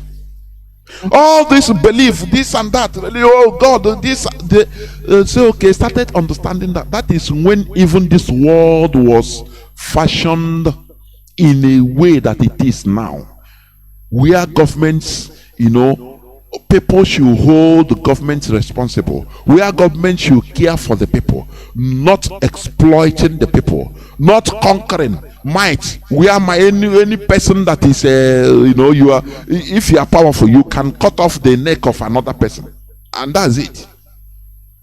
One other, please, do you have anything to say? Because I want to open our lines. Go on. Yeah, I will ask you this quickly. Have you heard of a scientist in Nigeria from either Fulani or Hausa speaking, a renowned scientist. Honestly, I've not. But let me shock you. The lead designer in Ford Manufacturing Company is either Hausa or Fulani origin that migrated from Nigeria. What changed? The environment. He is you can Google it, he's the lead scientist, that is the lead designer, engineer that designed Ford. He was profiled, I think, last year. Very smart guy. You know, they call him from the northern part of Nigeria. That's why I said either Fulani or Hausa. But if this guy was in Nigeria, he could have been probably an Alamajiri. Another thing you should understand, he could be from Benue State too, and they call him from northern part of Nigeria. He could be from you understand? He could. Yes. Yeah. I'm trying to use this to give an example how Nigeria. Go on. Yes, I understand. Go on. A mine killing field. If that guy was in Nigeria, first of all, there is no car manufacturing company in Nigeria. So forget about that. And that might be his natural talent God has given him as an engineer to be a designer. So the equation is completely out. The odds is against him. You don't even have that. His dream will just die. So what we are doing today is to let us understand that we must continue to try to catch up with the world. And what does that mean? It's high time we begin to separate our religious feelings or affiliation from reality of life. And that, because that's the only way we can move on. Because it's another weapon they're using when we come to politics. We know, been talking about the leaders are not doing this, because they're using religion, because the politicians are working hand in hand, like hand and gloves, with the religious leaders to keep everybody down. Because in the church they'll be telling you, obey your master. You don't have any right to revolt against your leaders. If it's going to be contrary to the law of God, you're going to hell. Obey is better than sacrifice. All these things are thrown into people. So that makes people to calm down, to be the nice person, so that you can go to heaven. So we have to get to that point where we have to start separating religious feelings or religiosity from reality of life. When we can do that, then these people, our people, can then rise up and challenge the status quo. But as long as the religion is being presented to them and they're all caught up in that ramification, it's going to be difficult for them to revolt and take what belongs to them and live their full life. We got to start from there. The grassroots must know that. There's nothing. How do you qualify a good person? Religion does not make you to be good or bad. If you're bad, you're bad. If you're good, you're good. Why do I make this argument? Because if religion is a yardstick or what can make somebody to be a good person, Nigeria should be the nicest place on earth. Because they have too many churches. They have literally all kinds of religion in Nigeria. We look at the amount of atrocities. Look at the amount of wickedness, even being meted directly by the so-called clergymen. So what does that mean? Religion does not make one a good or bad person. Either you have the right character or you don't have the right character. So let's stop deceiving ourselves, claiming that we are into religion because we want to be nice or good or go to heaven. But it's not about religion, it's about character building. I'm going to submit right here. Do you know, before I open my line, there is something you said now, in order to buttress what you said. There was 2 years back, in 2020, there is this young man, very bright. I think he's from Kanu, either Kaduna or Kanu. I even read it. I even said it here on this platform. Even the video. You know, when they were this COVID-19 made now people started discovering Almajiri quarters or schools, so to say, but they use it. They chain people inside there as slaves. You know, now they discovered one young man there, a very bright man. I think it's a very bright boy. He lived in United Kingdom for 16 or 17 years, married to an English girl. He is a medical doctor. Now, because of his marriage to that English girl, English woman, They had children. And the people at home, the family, they were worried that this man will be converted into another religion. You understand? Marrying an unbeliever, bearing child. So they planned. They started worrying him with one excuse to come home to visit. And when he came home, they drugged him one day and tied him. He said before he opened his eyes after even if 24 or 48 hours and saw himself chained in an Almajid school. I'm telling you, don't worry, I will try to research. I have the thing on video. I believe you. He's a medical doctor. So when they broke that place and saw him, he was on chains. They said they are trying to intoxicate him from other religion. That he has been there. I don't know how many months. They force him. They say they don't care. This is a medical doctor that even the community needs. He's a medical doctor in UK. He just came on visit. They cut off access to his wife and say he married an infidel. So they are afraid. My goodness me. So for you people to understand what religion can do, people, Biafrans can be hearing my voice. You can be saying, hey, you can be shouting, look on there. But in our own land, it is also happening in another different way. Yes. In many of our communities, one religious sect, the same religion, but one faction cannot marry, should not marry another, a person from another faction. Is it not the same thing? Is it not the same thing? What people with enlightenment, they jettisoned it. Hundreds of years back, the Europeans jettisoned religiosity for hundreds of years back because they saw it as a way of bringing them backwards. Now they jettisoned it in order to propel themselves forward. This is exactly what they brought into our land in order to keep us aground. And the worst part of it is that we turned against our own way of life. I'm telling you. I saw with you see with this with surprise. I saw you see as a reverend father smashing a shrine.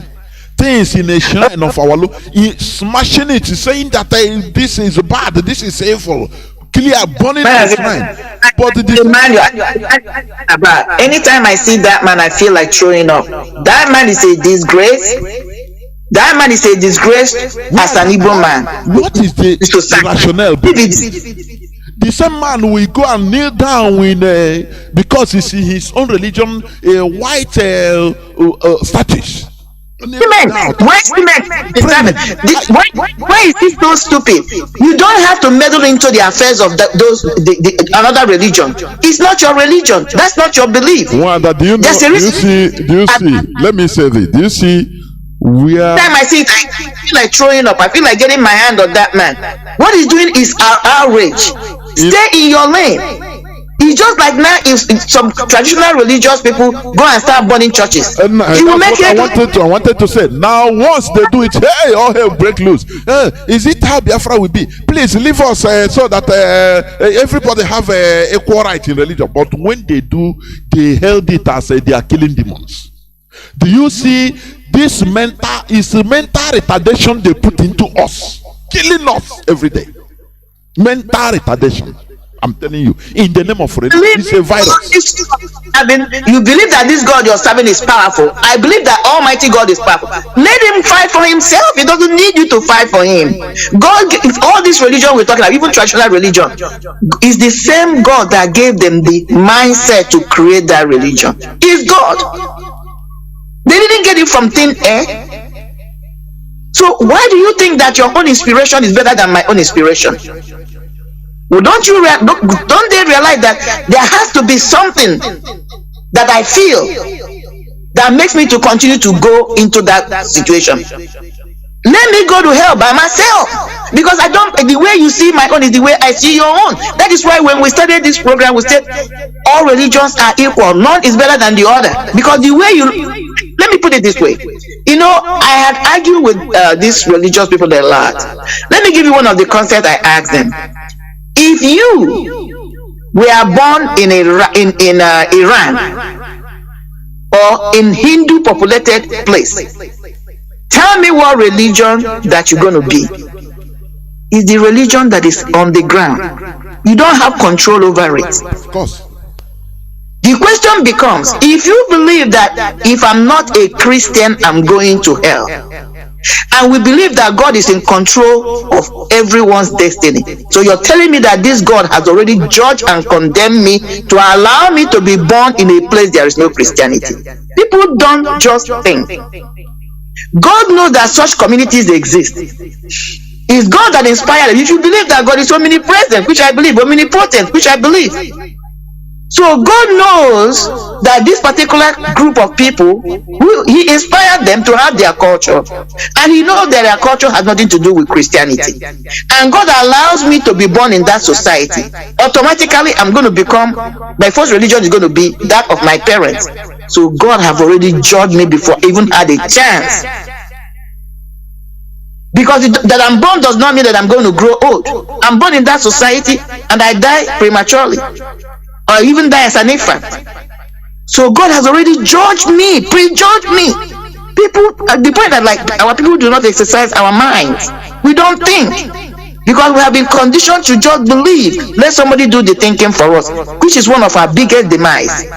And what we are doing, what you're doing, Mazi, and especially on Radio Biafra, University of Radio Biafra, is to enlighten our mind, to make us, to provoke our minds to start thinking. Because only you tell people, when you tell people the truth, that's the only, I call them thought-provoking words. That's the only thing that can make us to say, damn it, I'm going to take the bull by the horn. You continue to pamper it, people will continue to be lazy in their mind. That's what I call it, being lazy in the mind, because that's where the gold mine is. The gold mine is not outside. Even according to the Christian Bible, it said the kingdom of God has come. According to Yeshua, the kingdom of God has come, but the kingdom of God is inside. Seek it. I didn't write the book. Seek you for the it. So it's inside, but people are looking for the kingdom of God somewhere above the sky. But the same Yeshua told you, it's within you. The kingdom of God is within you. Seek it. It's not outside. He would have told you. That is the Christian Bible. He never told you the kingdom of God is outside. He said it is within you. It has come. Because that's where the treasure is. In your mind. The capacity of the human mind. The mind is a terrible thing to waste. May we wake up. Can we listen? Can we take this thing seriously? And take that leap and better our future.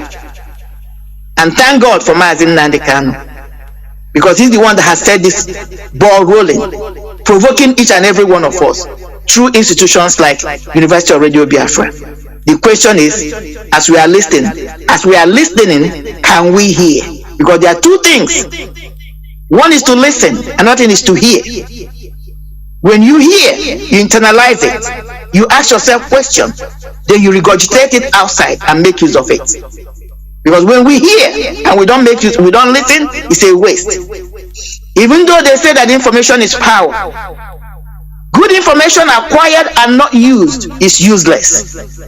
So as we are feeding on this information that are coming, may we make use of them so that they can be useful to us, Mazi.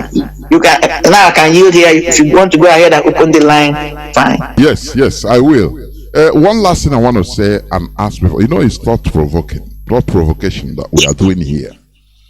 Those that we preach to you about miracle, you believe on miracle, money, everything is miracle.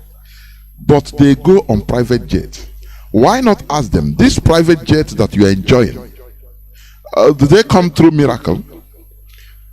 Do people understand how many lives were lost during the development of these aeroplanes in aircraft history, right from even before the Rich brothers, the Wright brothers, the Wright brothers in 1903? Do people understand that? And people have been perishing, continue to perish, There was a time they gave, because it's competition. A time came even in the history of aviation. They put prize on who will cross or who can cross the Atlantic Ocean first. Yes. Non-stop. Many people perished in Atlantic Ocean. They developed their aircraft, some biplanes, some different kinds of aircrafts. And one of them, Emilia. Yes. Emilia somebody. Yes. There was one flight, they call the Spirit of is it St. Louis or something like that. Many of them. Some will go, they will perish. But it didn't debar them. It was God. They didn't say, God, we leave it for God. God come on. No, but now the same pastor that is telling you that we have miracle alert in your phone, that once you sow seed, you will start receiving miracle. As this suit you are wearing that costs maybe $10,000 with the shoe, is it a true miracle that they produce it? Not only that, Mazi, the question is, did the person that made it, is it a believer? It was made by an unbeliever. Of course. In China. The Bible you are reading was printed in China, made in China, and the unbelievers. And you're telling me do not be unequally yoked with unbelievers. Okay? But that dress you're wearing, the jet you're using is made in America by unbelievers. Okay? The Bible you're carrying is printed in China by unbelievers. Okay, the suit you're wearing most likely was made in Italy or somewhere by an unbeliever, right? The light you're using was made by an unbeliever. The chair you're sitting on. So what do you mean do not be unequally yoked? You cannot, darkness and light cannot mix together. Oh, do not buy and sell with unbelievers. But you can take their money. Even in that your church, the person that is giving you tithe most likely is a criminal. When he's bringing the money, you do not sanitize the money. You do not ask Holy Spirit to tell you what money is righteous or not.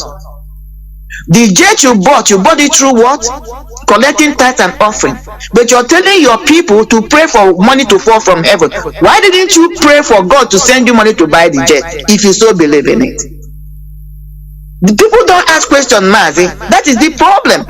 I blame the pastors, I blame the ministers, I blame the imams, I blame the sheikhs, but I blame mostly the congregators.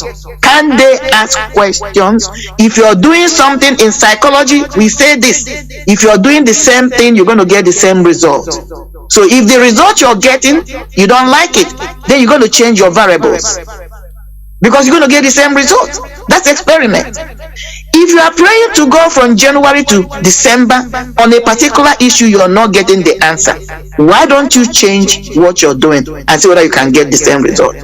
Because according to the Christian Bible, God does not lie. According to the Christian Bible, it said, before you even ask me, I've already answered. The question is God not answering questions?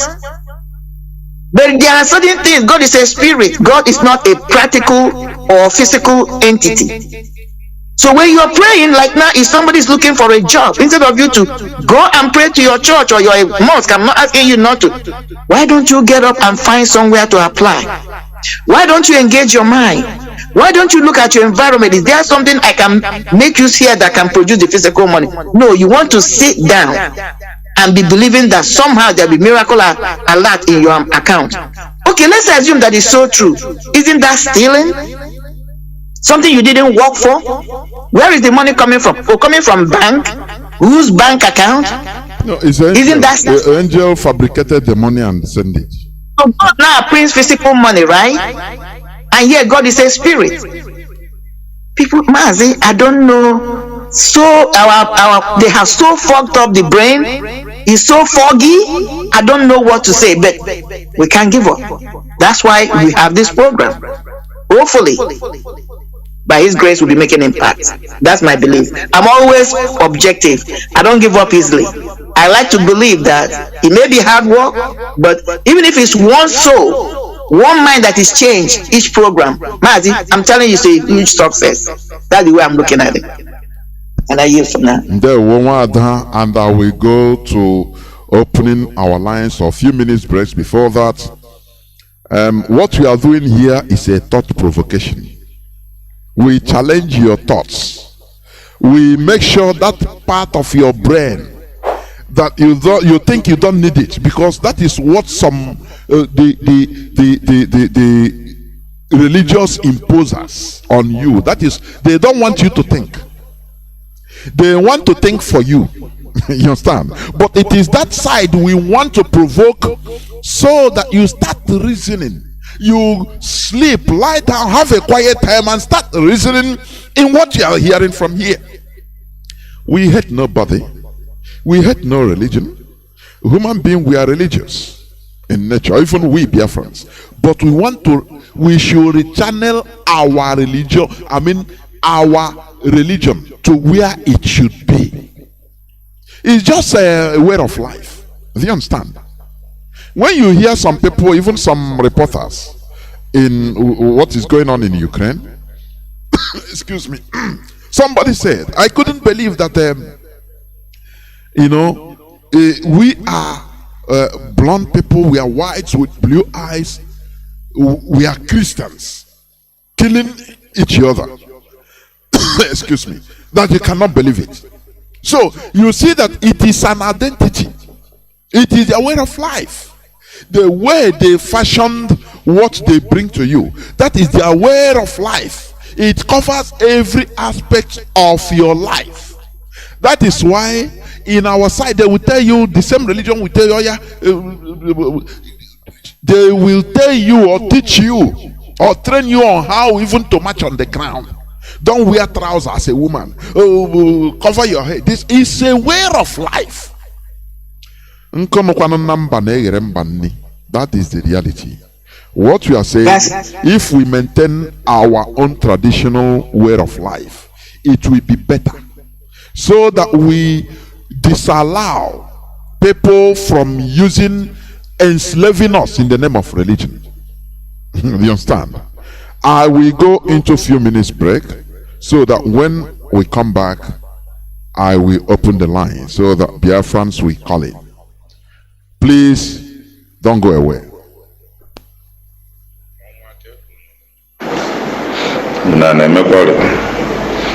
PM gwam no again na phone concerning issue brief on everything, animal all of that. I'm sorry for that. Concerning issue na Lagos, a place called Abulado, anakubosi Nnamdi Igbo dia, akutusi ha. I make a few calls. Kamari bona FH never no do na kwesi ha elo no dia beno ndi Igbo jeje kosi na gwa na ego na kwuo na nwere ya eme. So the only thing about what I'm here na agbono ka boba HAUSA never contact how we make stop her. But because one of these things, she go many times warning concerning all this issue. Culture and Igbo by the Egwu na Abano Keta. Problem on the Igbo nwere na ha were ego meluchi. Ihe niile bụ ego. I had her political in life. Aburu ọbụna had her political in life enweghị ebe ha ji azụ eje. Ha ya bụ confused people until they had political in life. Average onye Igbo ọbụna believe na ego bụ everything, ego abụghị everything. So tribe anyị na-eme ya. Ihe akpọ onye Igbo asị nwanne gị nọ n'isi, si ya na eje otu a stop one ya. Ikwucha ya ọkweghị, ọ pụọ n'azụ. Ọ sị na ị na-aghọrị ya aghọrị. Ị chọọ ka o mee investment n'ebe ya bụ tomorrow to make a sort of big money. They went and be doing the things they want. Then when the problem comes, kpọkasịrị on a phone ka na-egbu ha na-enyere ha aka. Achị kurie ụlọ niile dị ebe a si kurie ya because unu stupid, very stupid. Jide ọfọ eze nwa ọ gwasịrị ọnụ ihe ngwago unu maka concerning some of set up all these tribe and set you know when let me tell you, all this Lagos unu na-ego ana na-ego ana na-invest ndị Igbo na-alụpịa ebe ahụ ị na-ego ana sometimes jee na map allocation jụọ onwe gị kedu ebe ahụ eri ahụ ị na-ego ana kedu ihe edebe ya for a place called Amodofe ndị Igbo gorigo is an industrial area.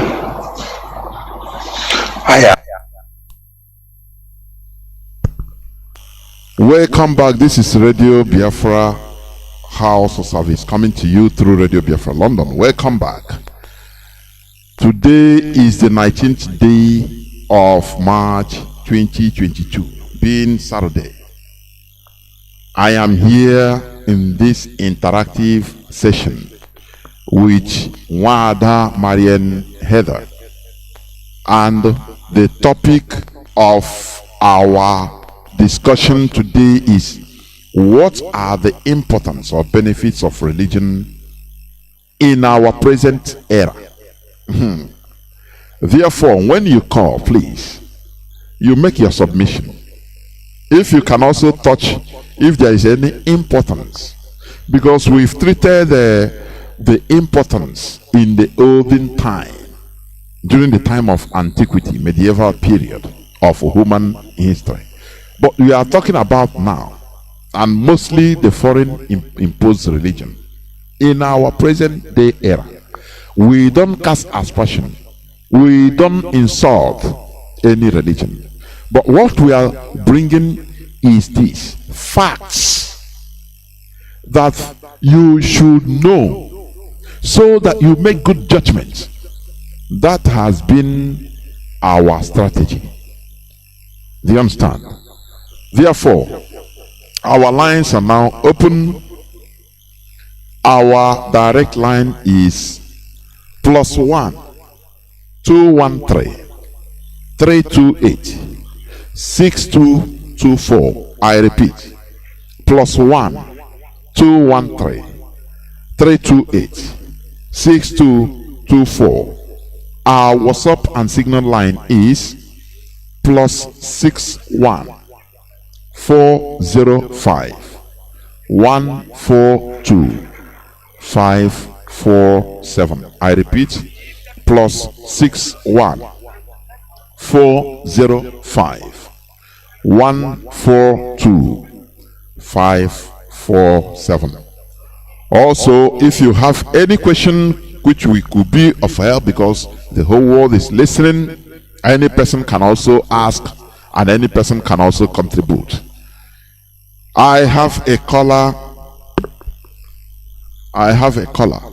on WhatsApp. Caller on WhatsApp, welcome to the program. Can you hear me? I can hear you, sir. Yes, go on. The whole world is hearing you. Go on. Thank you.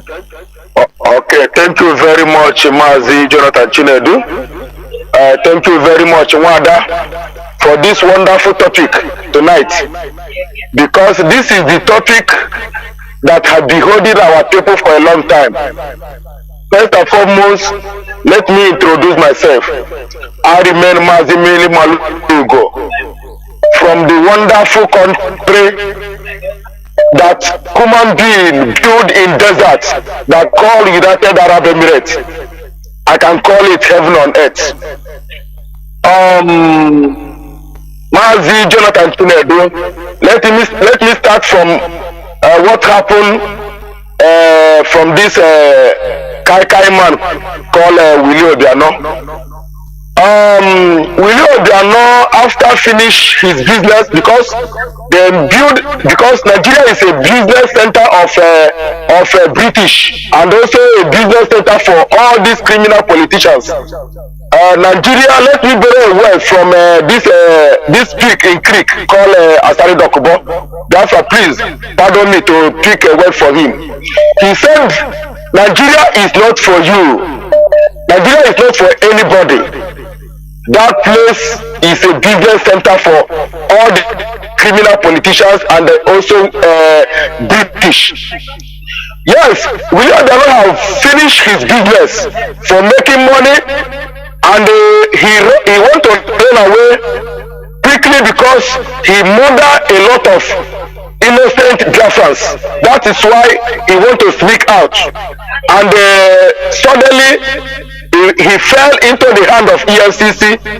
And now we will give EFCC their own share, and the EFCC of Nigeria will leave him. He will went to United States of America, where a human being like him were prepared. You know, some black people are shameless people. Nigeria is a cemetery, like a Putin just said. Nigeria is a shithole, just like Donald Trump just said last time. So Nigeria is not for everybody. Nigeria for anybody. Nigeria is a hell on earth. Simple as ABCD. I shed tears today when I saw one of our sons in Enugu State that their father left. He was sweeping away to market to get just 500 naira to pay for his school fees. So I shed tears, and Okurora from Enugu State is begging our people to help that very family. I must tell you, Mazi Johnathan and Chineda and the Wanda and my fellow Biafrans, that our people are languishing in poverty in that hell called Nigeria. And about religion. This is a game that white people use to destroy Africa, and every nation accept that rubbish. Now check all these countries that didn't accept Christianity, that didn't accept Islam. Look how fast these people are growing. Just like Japan, just like China, just like Singapore, just like South Korea, North Korea, and Russia. All these countries that didn't accept this garbage, all of them are moving well today and doing a wonderful thing. And today, they use religion to destroy the brain of our people, to create enmity between brother and brother, enmity between a village to a village. And then this Christianity, they preach that anybody that hates his brother or sister is a murderer. He will go to hell, or she will go to hell. But today I must tell you, the Christianity is the better. Christianity hates themselves to the core. Catholic cannot marry an Anglican. Anglican cannot marry a Deeper Life. Deeper Life cannot marry Assemblies of God. They hate themselves to the core, but they preach that hate is evil. Who is deceiving? Who is deceiving who? And the worst part of it today is that our traditional ones are looking up to these people, the way they use the way they use white man religion to make money. And today our traditional are using our traditional own to make money. My dear brethren, Mazi, round up. Let us open our eyes. Thank you. I will round up now. Biafrans, let us open our eyes. Let us open our eyes. White man religion is not for us. White man religion is not for us. White man use it as a game to divide us, to destroy our brain, to make us remain in abject poverty forever and ever. Let us claim, let our eyes open. Mazi Johnathan Chinedu, this voice that you always play, before you start your program, I love it very much. I love it very much. So let this broadcasting be repeated so that our people will learn something from it. Thank you, Mazi Johnathan Chinedu, for your good work. Thank you, Wanda. May Chukwuadama bless you and give you people more wisdom. Thank you. Yeah, well, thank you very much. I have a caller on a signal, but hold on. Let me take this caller on direct line. Caller on direct line, can you hear me?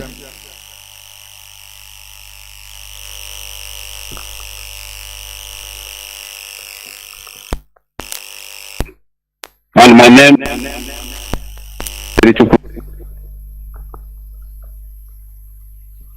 Oh, I'm sorry. Sorry, there was a disconnect there. There was a disconnection there. You know, but I think you call back, it shall be okay. It's the wire. I have a caller on the signal. My good. Caller on direct line, are you back? Caller on direct line. Somebody is calling me with unknown number. I don't pick unknown number, please. Caller on direct line. Can you hear me? Caller on direct line. Are you there?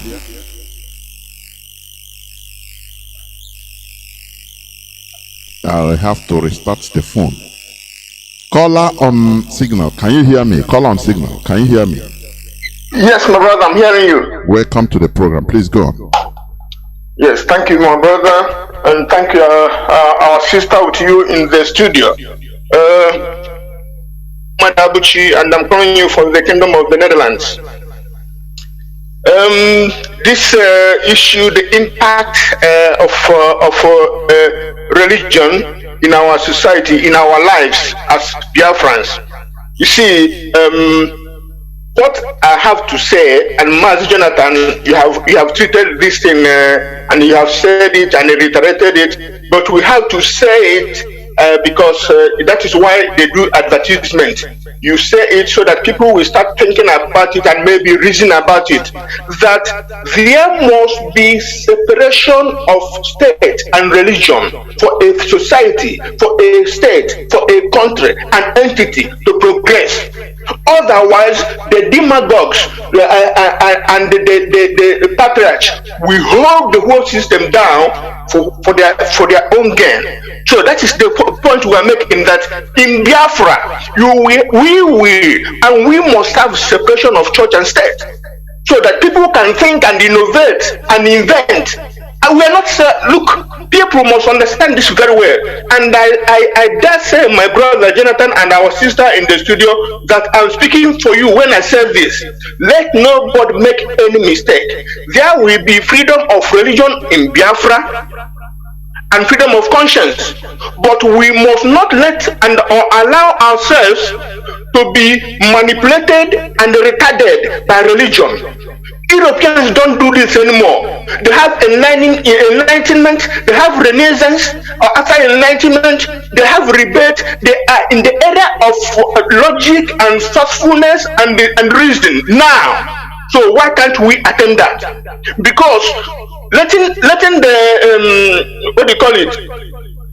Letting the religion affect our development will mean that we will remain after, like we are now, since 100 years and hundreds of years that the Europeans came to our place.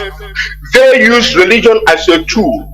The British used the religion as a tool to divide our society. If you remember what Chinua Achebe said in Things Fall Apart, and that was the essence of Things Fall Apart, that these people were very cunning.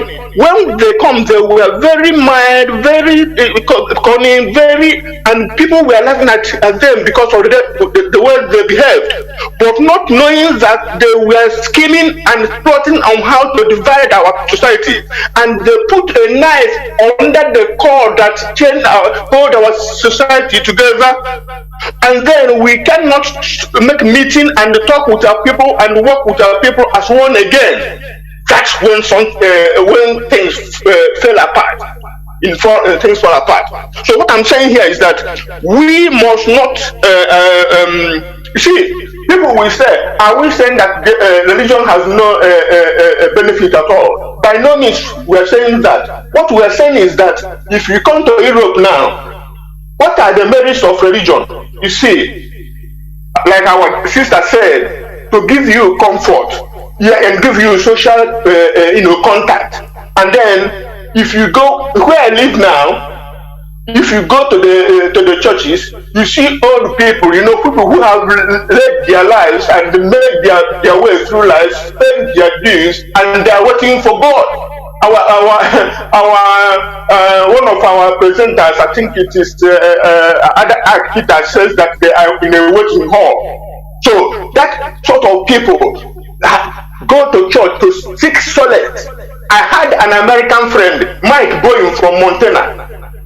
When I met him first, I said I love America because America is a Christian country. He laughed. After laughing, he said, "My brother, you are mistaken." I said, "What do you mean?" He said that in America, the many Americans, they see religion as the coach for the weak. They are not that religious. And so what Britain did to us, look, I survived the Civil War. If they carry religion on their head like they are pretending, Britain wouldn't have allowed the genocide on Biafra. Think about it. Let nobody, if they, up till now, Britain is not saying anything about our leader being held in DSS dungeon, and they're championing religion. They're defenders of the faith. Which faith? They are defending their pockets and their resources and their interests. So our people have to learn this, that science and technology will build our lives. You go wherever you want to worship. Nobody begrudge you that, but we must lean on science and technology and logic and reason to build up Biafra and build up our people. People are being deceived. People are being robbed in some of these mushroom and even orthodox, conventional churches. So we must have to join the rest of humanity, the progressive humanity, to live with the era of reasoning and logic and science and technology to build up Biafra. Thank you, my brother and sister. Good night. Thank you and remain blessed. I have a caller on WhatsApp. Okay, please hold on. Let me pick this caller on direct line that I've been there trying. Caller on direct line, can you hear me? Yes, I can hear you. Welcome. Good afternoon, Matt. Sorry, I restarted. I don't know what was wrong with the phone. I have to restart it. Go on, please. Please. Yeah, I understand. Yeah, please. Can you? No. Can you thank lower? you guys Can for you doing off your listening device? I think there is a. Oh, okay. Hold on. So let me go in another direction. Yeah. So thank you guys for doing a wonderful work for the sake of our people and the Biafrans. Okay, you people are doing a wonderful job. And may God bless you all and give you guys more wisdom and the knowledge and understanding how to coordinate everyone together. So also, first of all, I want to emphasize on the issue of religion, just like as you have mentioned earlier, and we all see how it has been going in our own land, okay? How people manipulating people because of a lack of knowledge. They use that manipulation to manipulate our people because they don't know exactly what Christianity is all about. They don't know what religion is all about. Religion is all about doing good things. They never, Jesus or even God himself, even our ancestors. You forgot to introduce yourself. Sorry, before going on, go on. Hello? Yeah, I said, please, can you introduce yourself, please?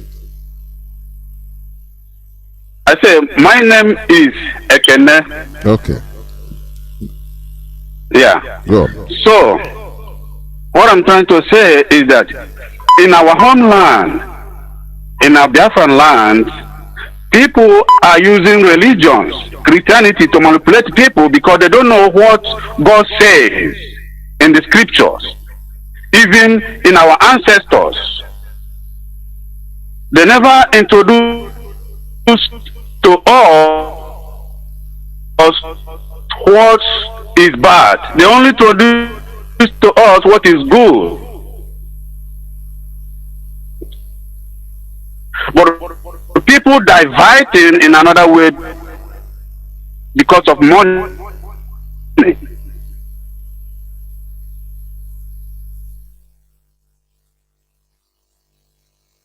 Mazi, go on. So, and that is what is going rampant even those unbelievers now. Mazi, You understand what I'm saying? Yeah. Don't just stop. Mazi, can you clarify who are the, Hello? Yes. Are you hearing me? Who are the unbelievers, please? If you can explain more. Hello? Okay. Yeah. You can see what is going on here. Even those doing bad things, they're doing. Well, ancestors never teach us this kind of a thing.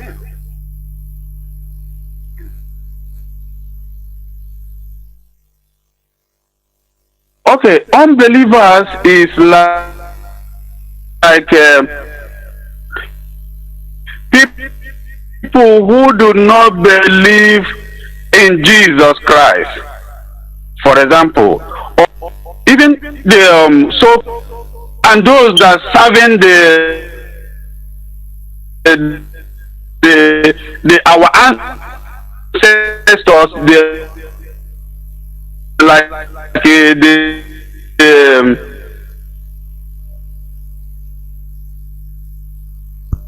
Mazi, go on.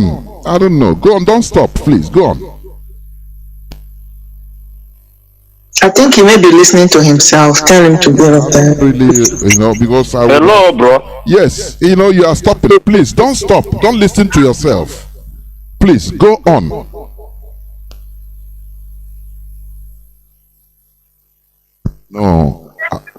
No, I would have loved to.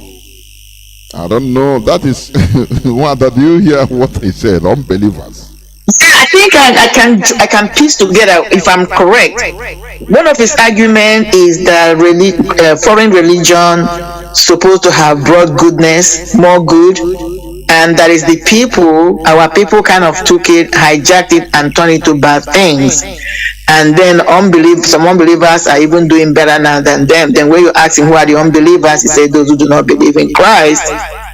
But I would like to address him by saying I disagree with him totally on both issues both points he made. That's what I want. Because first of all, Christianity was not laid. Wait, I think he is back. Can you hear me? Please continue what you're saying. And yes, I can hear you, bro. Yeah. Okay. So you see what is going on in our own land.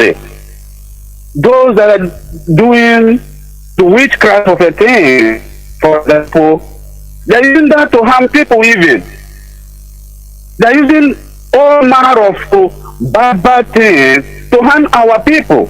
Even those, the elderly even, they are using all kind of pin, all kind of what they call that again, ukure or ukwabashu, and so many more dangerous things that they are using to harm our people. Who teach them those things?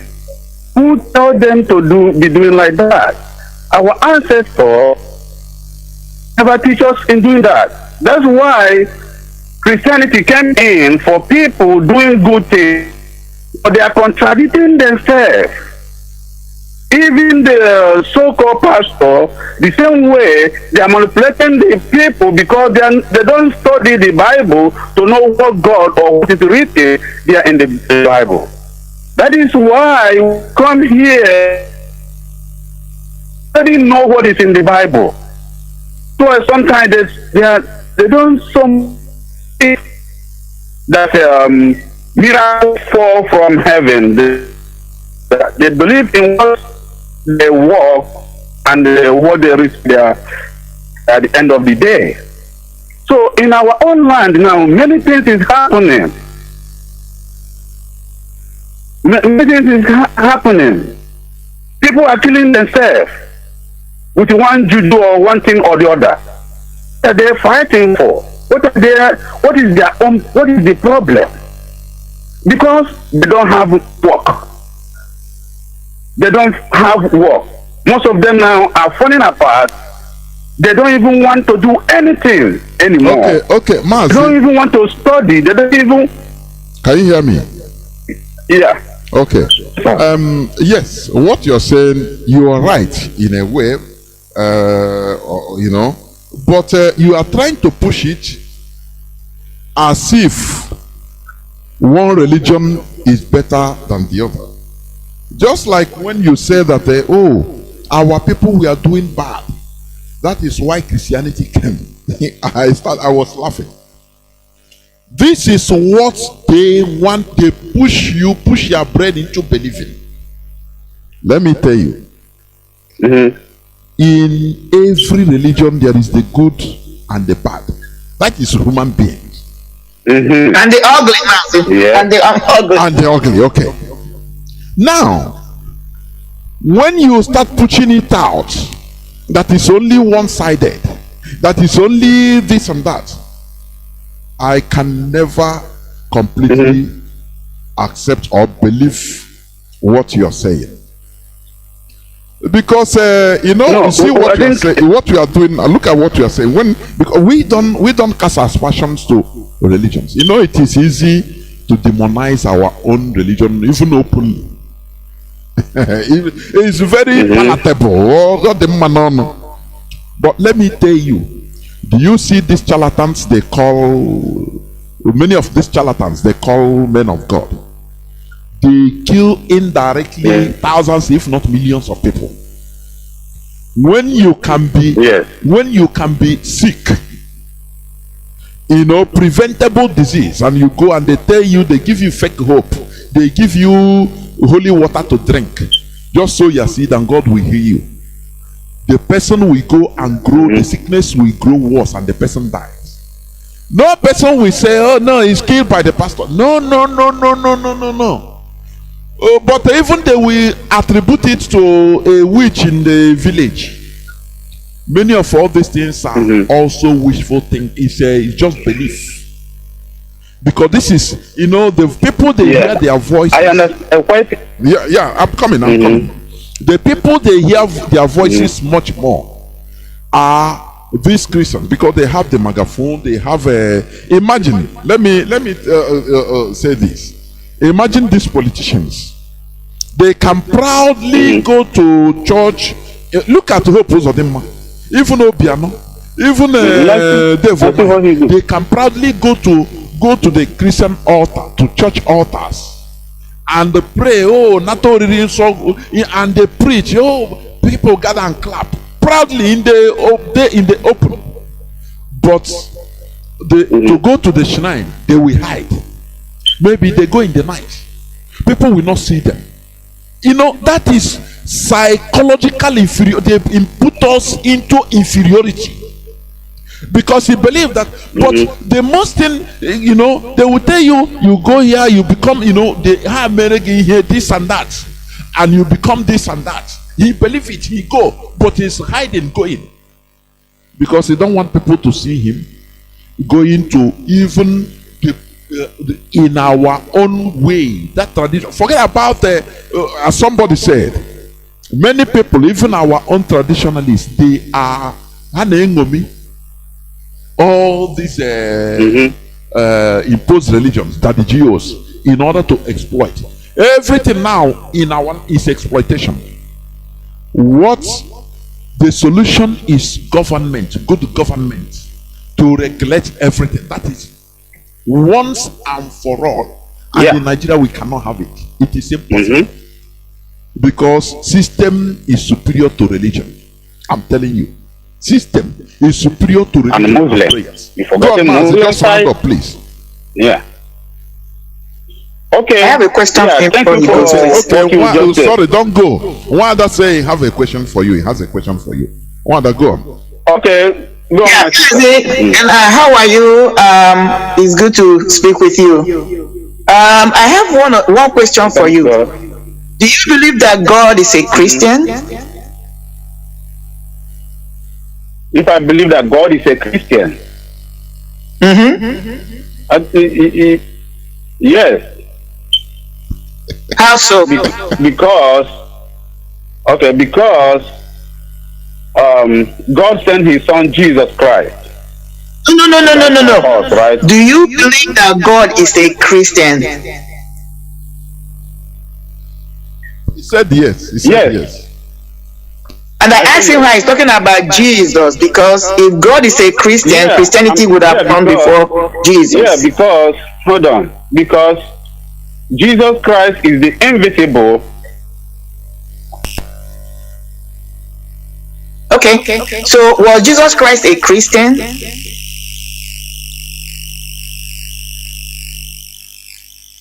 Hello? Sorry, I think he's gone, please. I think he's gone. Because continue, he will be listening. Please. Jesus Christ was not even a Christian. He was a Jewish man that practiced Torah. At the time of Yeshua, there was no Christianity. It was a temple.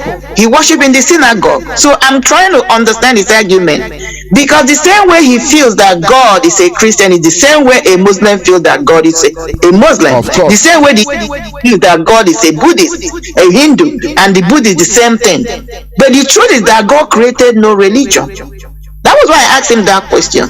Because if he's saying that God is a Christian, that means Christianity would have existed even before the birth of Christ. There wouldn't have been any Torah. Do you see the reason? This is the reason why he called the other people unbelievers. Is it wrong? Yes. That's it. So that's why I was trying to, let him do the thinking for himself as I, walked him through. God creates every human being according to, and everybody believes that their own religion, the right religion, God imposed on human beings. But God never created any religion because there was a time when there was no religion at all. So what are you going to call that era? God kept silent and kept quiet until 2,000-3,000 years ago before he can tell you I'm a Christian. Isn't that absurd? But that's one of the problems we are not reasoning. And this thing he just said now is what we're trying to establish, that these foreign religions are what brings conflict within humanity, within society. Is this thing that mine is better than yours, and at the fullness of time, no religion is greater than other, because God did not create no religion. Let me let people Of course. This is what we are trying.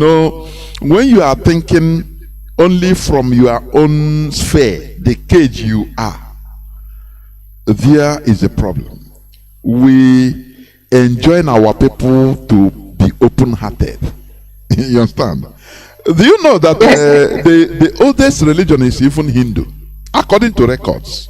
It's not even. Yes. It's Hindu. Does that make God a Hindu?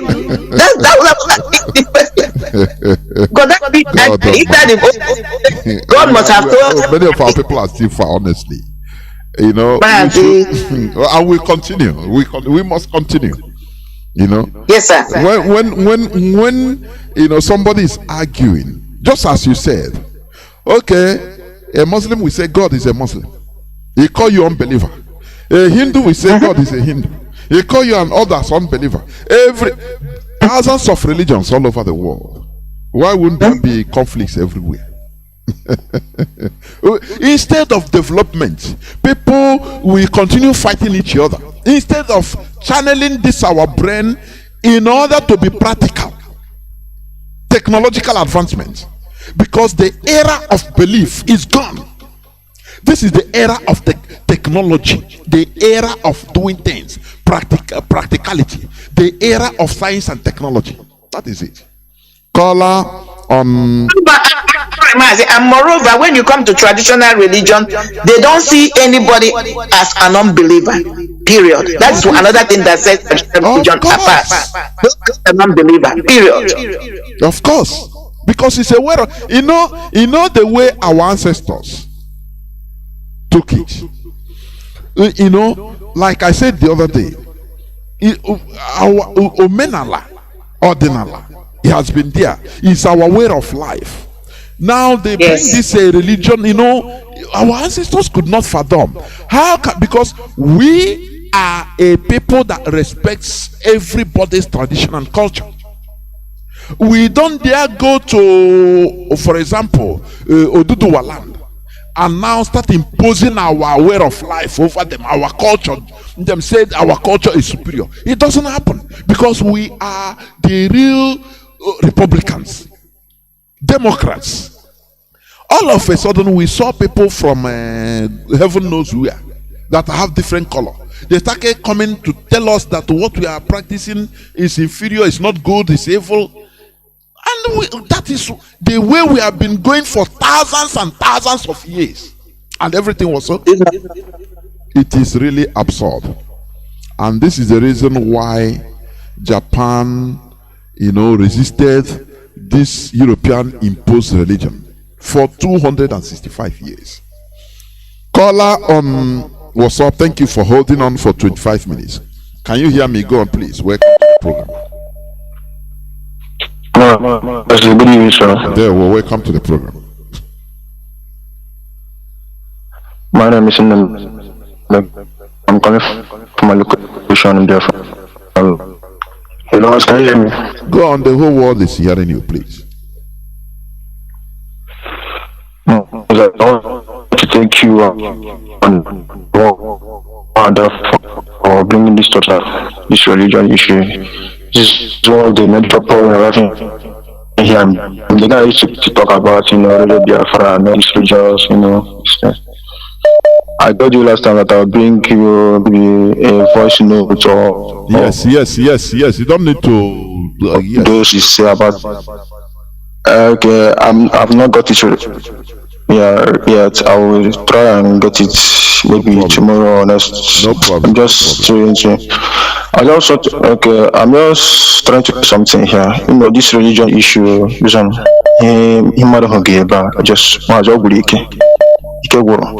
Like in that church, the time I'm still going to that church, you see a pastor just up on a pulpit with a mic and a preach. On the time I just go to China and came and China and for a war and with the mic go China Naroya. He would name the preach. Generation as on a backyard on China Naroya. But they made China local China, they almost 1 billion. 400 and something million people. All of them got come. Just few people knows in Africa. Just the same thing. Just like one of our brothers said, Nakatizm. I see they were in the Russia now Marochuku. It is just during the time of Cold War. That is it. They use it in order to condemn them in our mindset. Not knowing that our people were doing the biddings of Britain, but they implanted it into religion and the catechism. Mazi, please go on. Mazi, all the time you would that audio about that woman in Nigeria, that lady way medical doctor. No, it's one person, one teaches the guy, I don't know whatever. Yes. After he started shouting, Jesus, left the kid died, and her nursing license was. This stuff.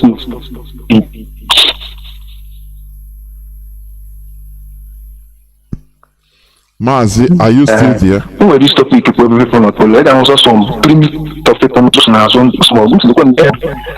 Hello? Yes, go on please and round up. Okay, Mazi, let me wrap up. Please, you should keep on your good work. I sign off here. Good night, sir. There, well, thank you, my brother. Bye-bye. There, well. Caller on signal. Welcome to the program. Thank you for being there for 21 minutes. Go on, please. Caller on signal. Imagine there was a. There were. Our that people in Kanu. You this one. Yeah, because you correct. And I will not proceed further with that first. Greeting our every leader, Mazi Johnathan. We took a camera and continue to strengthen him. Even in the enemy dungeons, he still remains the light of Africa, the light of the world, because he is the man that saw the truth. The man that has no sin. The only man that has no sin as far as concerned, as far as the truth is concerned. We don't took a camera, Adria. He said. Mazi, not that I'm trying to debate our brother called about Christians. He forgot something. He forgot that Europeans, their mindset, the reason they brought Christianity to us, they have criminals on that. Not that religion is not good. Religion is good when it's indigenous to the people. You can't bring something that is alien to my culture and impose it on me and you expect me to believe. I never agree with them. I'm not a religious person. I don't believe in their Christianity. I believe in reasoning, sound reasoning. That's why I believe in unity of purpose. Yes, sir.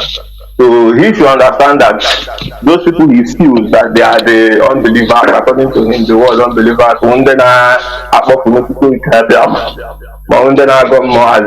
No. How do you tell me that somebody that communicates direct with the gods is now a evil person or unbeliever, and you that communicate with pastor brainwash you, tell you what you want to hear? You've never seen Christ, you've never been to heaven, you don't even know how the place looks like. All you're doing is believe. Amen, give to amen. You know, tomorrow you come out and say you're the righteous. It's unbelievable.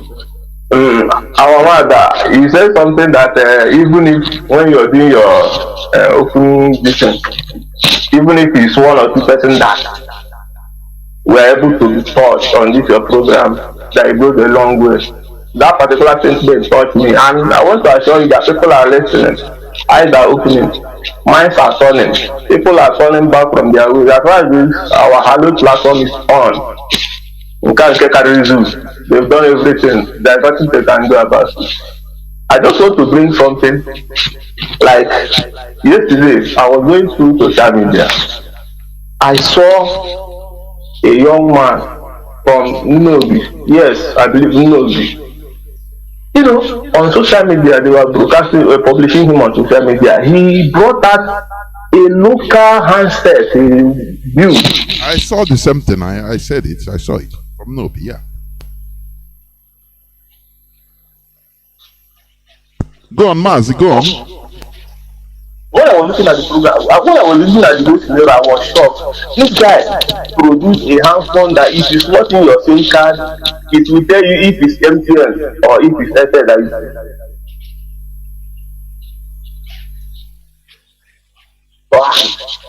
And people are nobody, and probably that young man will be a member of one church. You know, saying his tithes from the money he made from maybe his daily hustling.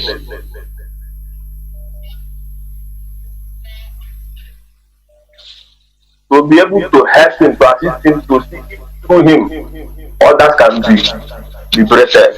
But no, rather, definition of your faith, whereby God has given you earth and its inhabitant to make use of. Sometimes when I look at things that happen around me, it keeps me wondering. But I know that as far as our God lives, people can't do my Israel.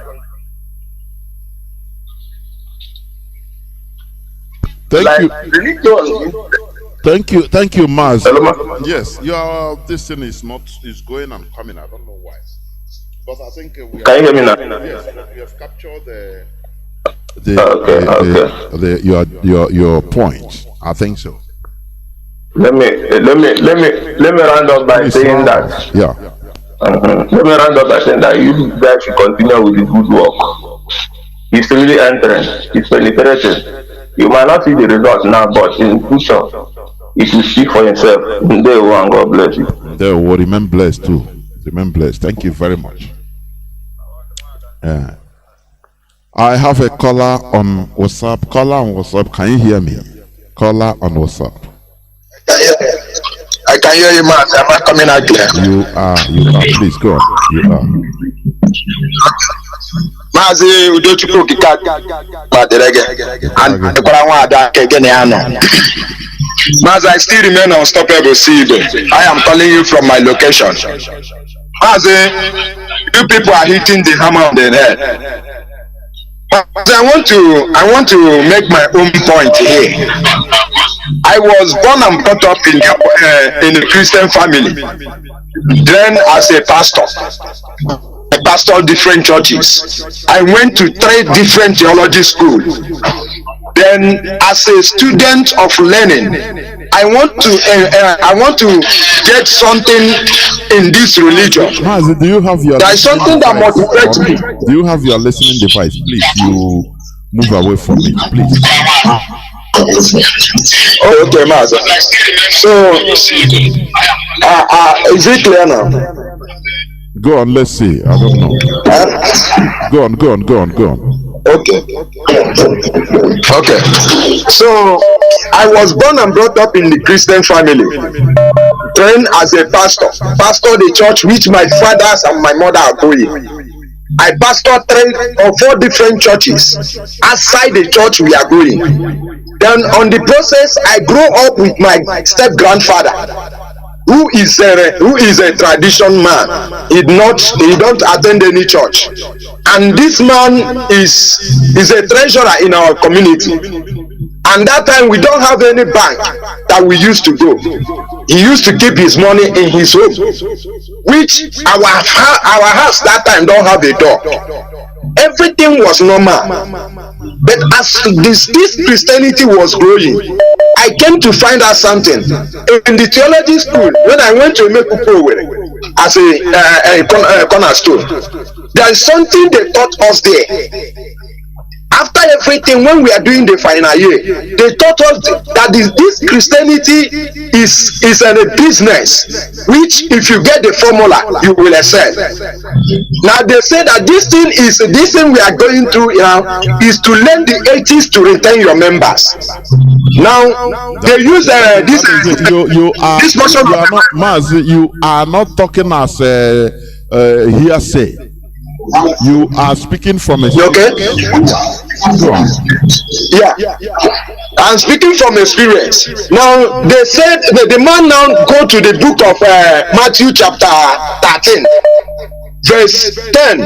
From the book of Matthew chapter 13, where Jesus came to the shore and speak many things unto the multitude in parable. Now, after that, the disciples asked him a question in verse 10. They say, Rabbi, why speaketh unto this multitude in parable? Jesus makes something different there. He says, because in 11, Jesus says, it is given unto you, unto who? The disciples, not the multitude, to know the mystery of the kingdom. But unto them it was not given. And Jesus himself say to the in verse 14 or 13, he said unto the disciple, he said, speak unto them also in parable. Now, even Jesus himself says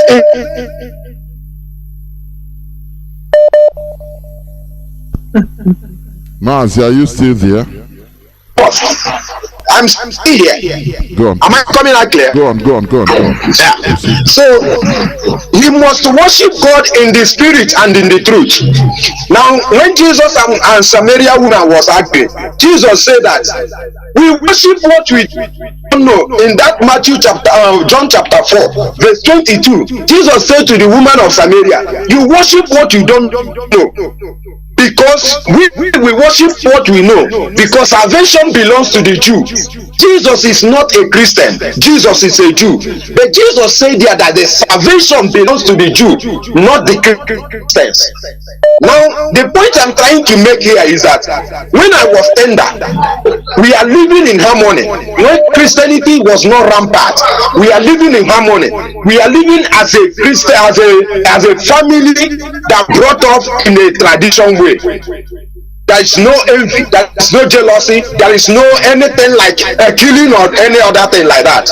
But immediately this Christianity was strong, you see the iniquity, the house was divided. Till now I'm telling you, because I am not worshiping in the apostolic church where I was born and brought up, I am in enmity between my mother who gave birth to me. He said until I came back to the church I was born. Until before we reconcile.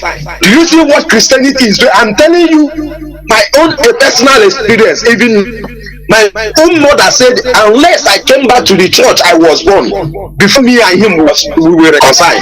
I was telling you about this restoration. My mother don't want to listen to anything concerning this restoration, but my father went to work because of struggle we are into. Now in this thing you see that when this religion came to take us out, from the original foundation which God instituted us.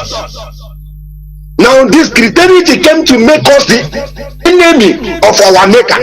The Christianity came to take away the original people we are and give us back.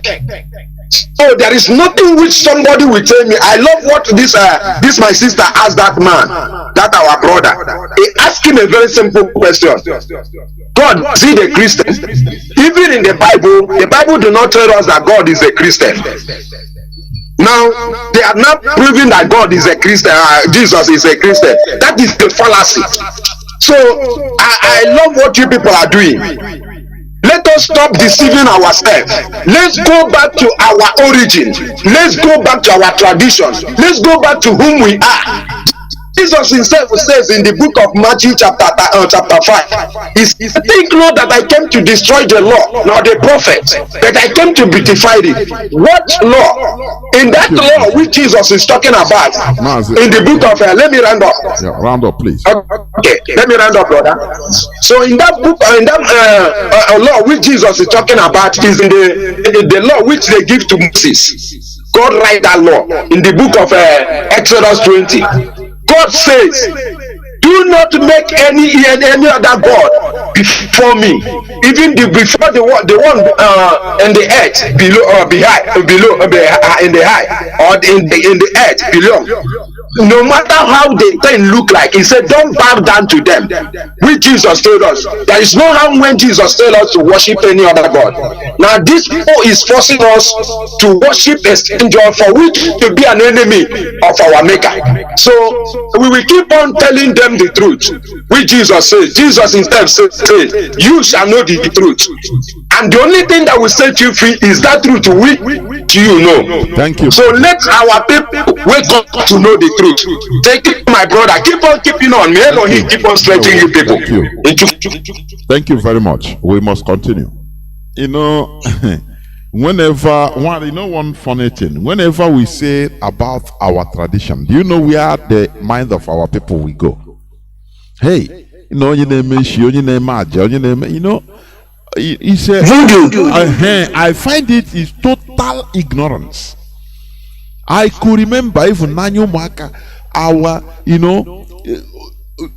shifting a landscape.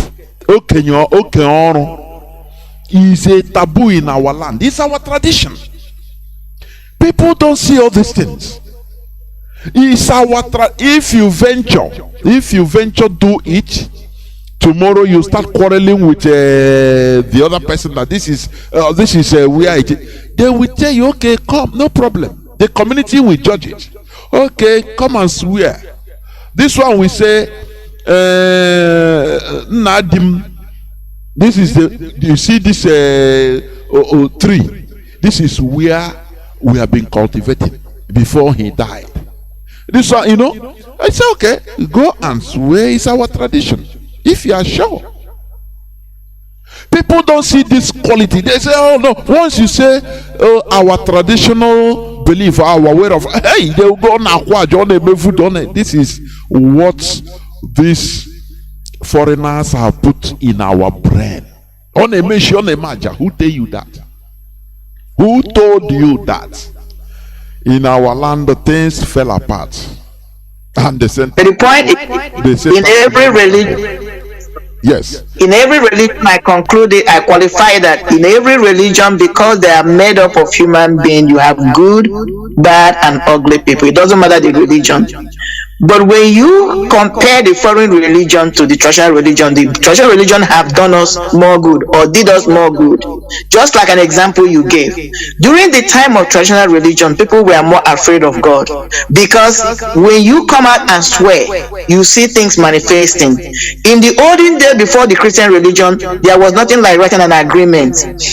A man's word and handshake was good, is better than even a written agreement you wrote today. Once you have given somebody a piece of land and you had an agreement and said, I'm going to give it back to you at so time, you give it back because there are witnesses and people will come out and stand for the truth. There was nothing like you going to court and start manipulating things, because people believe that God bears witness or bore witness to them and ancestors were there to bear witnesses. Like I said, I traveled 100 years back in time. Mazi, where I went, I'm not here to tell that story. Where I went, Mazi, they have doors. They don't even have keys. They don't have locks. I am telling you the absolute truth. I came back with pictures. As we are speaking today, I asked my host, how come you're going to lock the door? He said, even before you came, I didn't even have doors. I said, but are you not scared? He said, why should I be scared? Anybody wants to come and take anything from my house, let them come and try me. These are people that are practicing their own traditional religion. They don't need no security. Up to as I speak to you now, these people have no bank. They keep their money in their homes. But nobody will venture to go and steal because they know the consequences, Mazi. These are some of the different. They don't want to highlight the good qualities of the traditional religion. All they want to talk about is the negative aspect. Like the Christian religion has no negative aspect, like the Muslim religion has no negative aspect, or Hindu. Most of the wars that have been fought were fought in the name of these two major religions. People have been killed even as we speak today. We're talking about Boko Haram. Is it not on the name of religiosity that are killing people, maiming people, massacring people, killing innocent people? You are calling it innocent? Do you know the same way this our brother called unbelievers? That is the same way the Boko Haram are killing the people they call unbelievers. That is it. That is the danger. Then we deserve to die because we don't believe in their Muslim religion.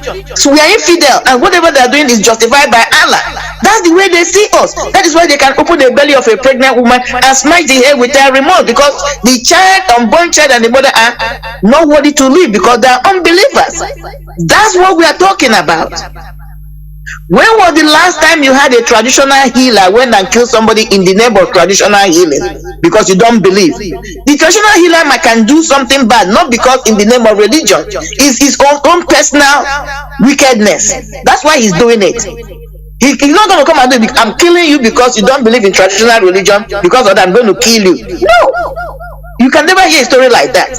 You have somebody practicing traditional religion who is naturally wicked and going to hurt somebody else.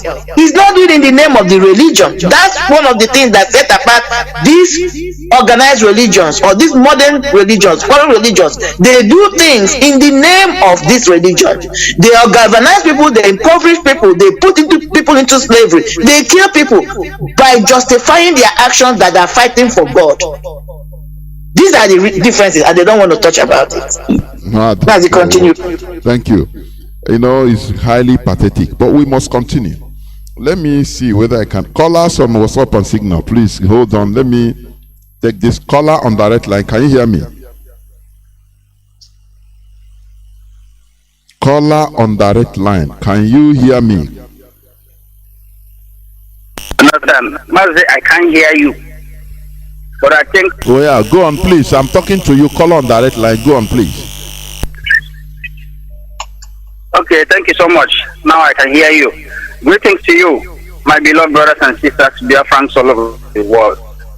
Chukwa Biama is our strength, and it will keep us moving forward. Mazi, you see, I think you have touched this discussion before, and you are onto it. And I can boldly say, yes, it is very, very good. The reason is because you know that the problem that is happening in every corner of this planet Earth today comes from religion. That is because of the religion issue. Let me say this. Mazi, you see, when some people do not understand what is going on, I want to put it this way. In this world today, according to the scripture, it made us to understand that there is so many gods in this earth, and at the same time there are so many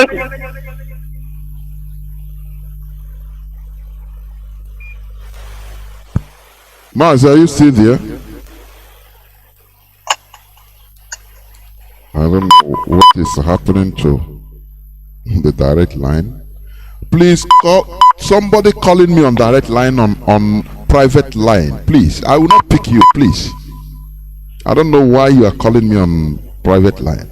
Call on direct line. Mazi, are you still there? Please go on. Yes, Mazi. So, what I'm saying is that the problem that everybody is seeing happening in different parts of the day is because false gods everywhere, according to what they say. There are so many gods in heaven, so many gods on earth. These gods, they are to make sure that people, mankind, worship them.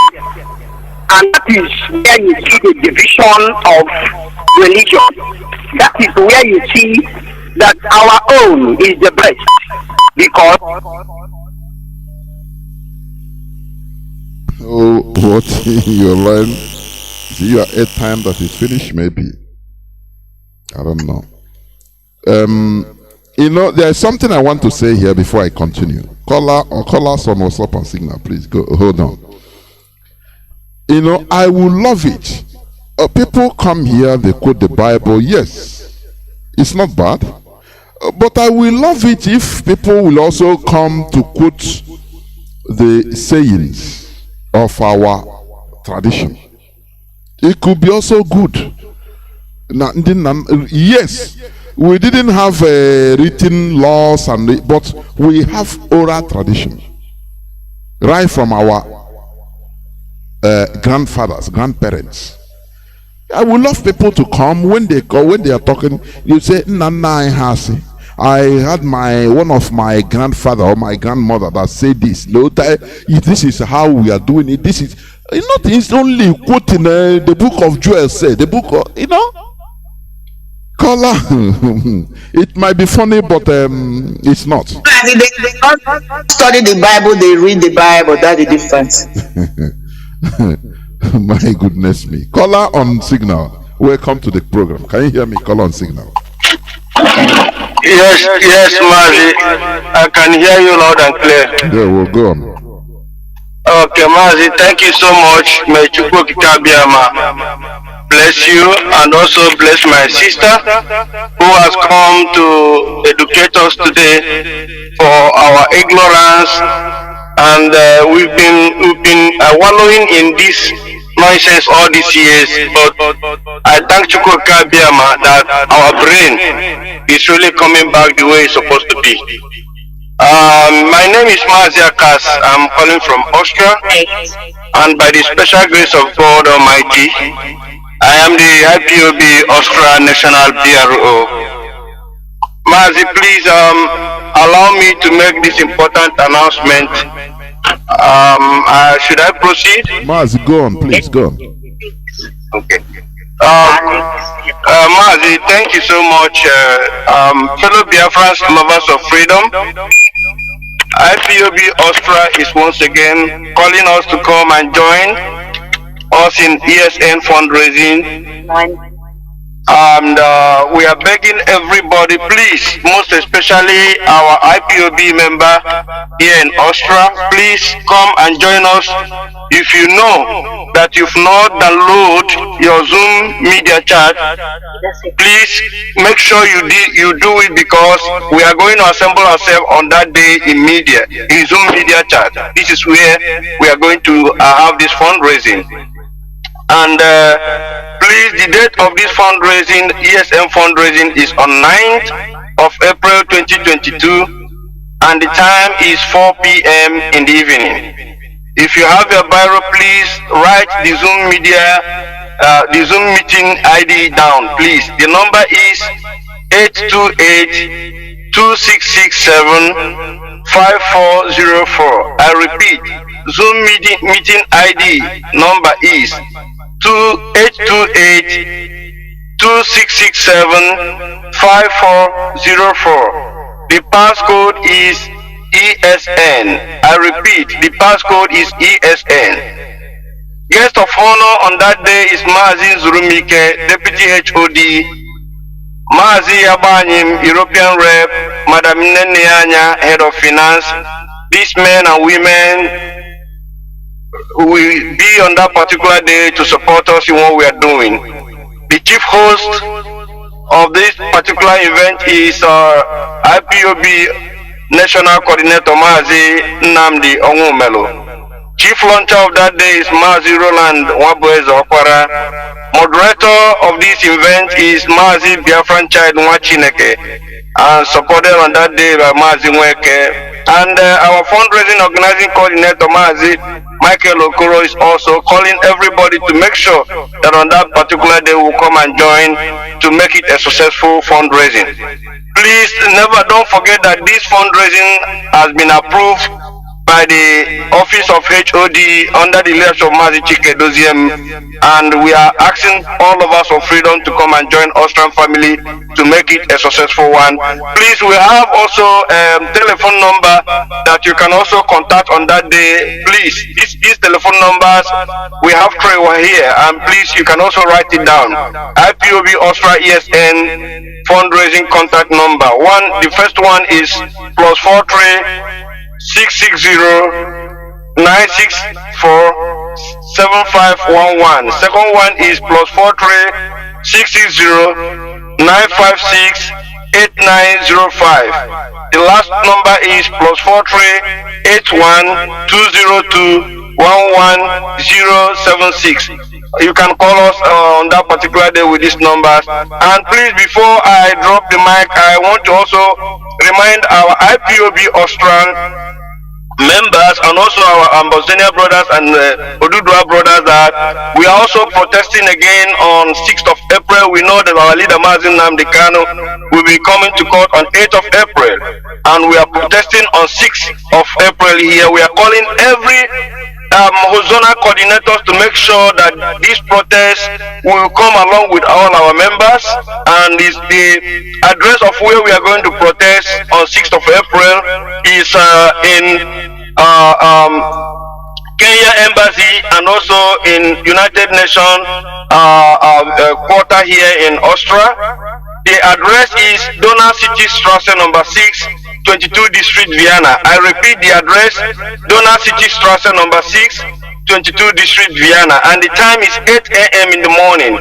We are calling, please come and join us, the IPOB Austria, inviting you to join and demonstrate for freedom of our leader Mazi and his immediate release, because he has committed no crime. He is a prisoner of conscience. We must keep on alerting the world that Nigerian government must release Mazi unconditionally, because only what is asking is the freedom of his own people, and give us a date for referendum that we may decide our fate if we want to continue in that zoo called Nigeria or not. Mazi, thank you much for giving me this opportunity, and our sister, we must continue to do the needful. This brainwash that these people have given, trying to brainwash us right from when we are kids, bringing something that damage our brain. Because I know when I was a little children, I used to go to market with my grandmother. Our windows and doors will be open. Everything, when we are after going for hours, come back, everything will be intact. Nobody will enter inside our room. But today, what is happening? You can't even keep your door open anymore. How long can we keep on be deceiving ourselves like this? I thank Chukwu Kabiama for this education that you guys are giving to us, that our brain will come back to the way we used to worship our Chukwu Kabiama. May Chukwu Kabiama bless you and bless your IPOB all over the world. Thank you, my blood brother. Thank you. There was, thank you. Remain blessed. Caller on WhatsApp, welcome to the program. Can you hear me? Yes, sir. There, well, welcome to the program. My name is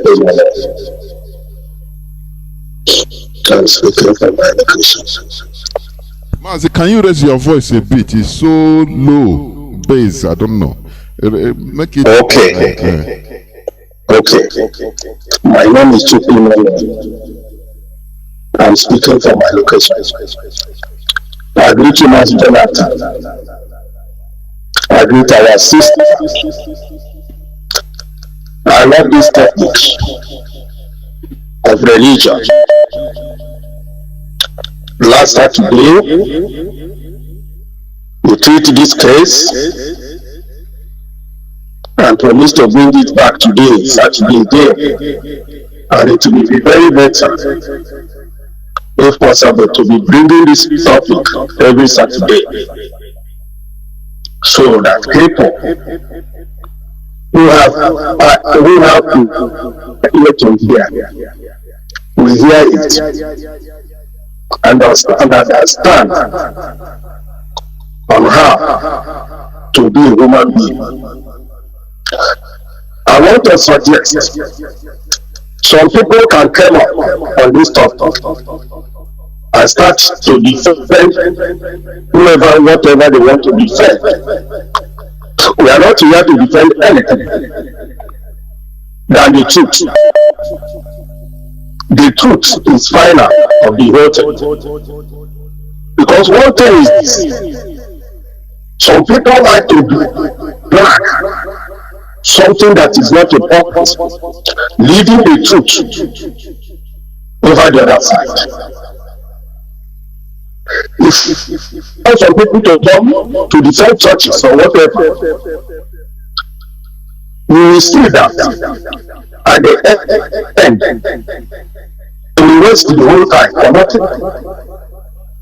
It is just like Nigeria. Somebody will come and say one Nigeria is not the feasible. One Nigeria. But when you ask, what is the meaning of one Nigeria? What made it to be one? Where is the whole world? A country that is big, you call it one before you call the name. You cannot answer it. But what is known is one Nigeria. Dragging himself upside down. That is black people for you. And the leaders have been trying so much to educate people on this platform. What makes you a human being is the way you reason.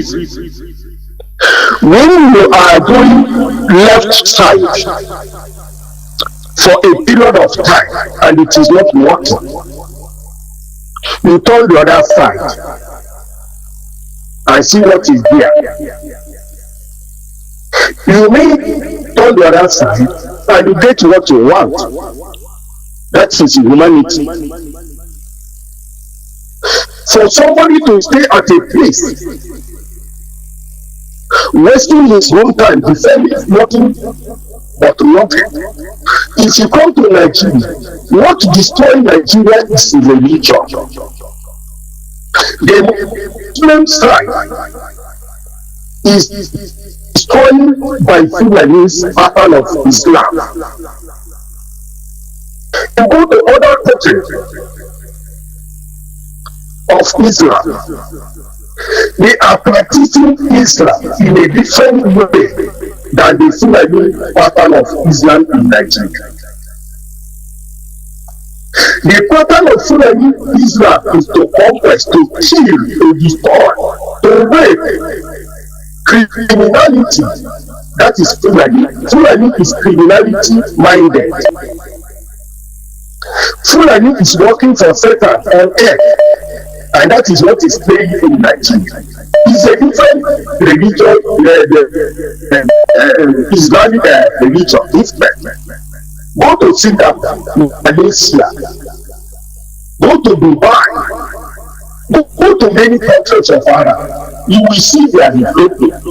Their pattern is different from what Fulani is doing in Nigeria, using by the British. So when something like this is come to open this type of topic, everybody coming to defend Christianity, defending all nonsense, just abandon it, look for people who are ready to hear the truth. If you go to Nigeria in the name of Christianity, what they are pushing here is money. What they are preaching is money, millionaires. They are like a nonsense. Jesus does not preach anything about time. Jesus preached honest and truth. And that was what our leader is preaching. People are trying to confuse themselves in the name of religion. Okay, let me ask you, as a leader, you are hearing me. These governors we have in Igbo land, in Nigeria, all of them, you should ask them, they will say they are Christian. These senators, if you ask them, they will say they are Christian. House of Representatives, all of them put together, they are Christian. But what does it mean to be a Christian? To be honest and truthful. Are they doing it? No. Look, for instance, there was a news last year about 7,200 pennies that was slaughtered in Nigeria and was shipped to China. And God opened the sea. So the whole world will know what Nigeria is all about. Has every Christian condemned that in their churches? Have they preached it? No. What they are preaching is not an offering. Election 2023. Election 2023. If God open the eyes of those people inside of those mega churches, you will laugh. So many of them are very human beings on their altar, doing a lot of them and receiving a lot of them.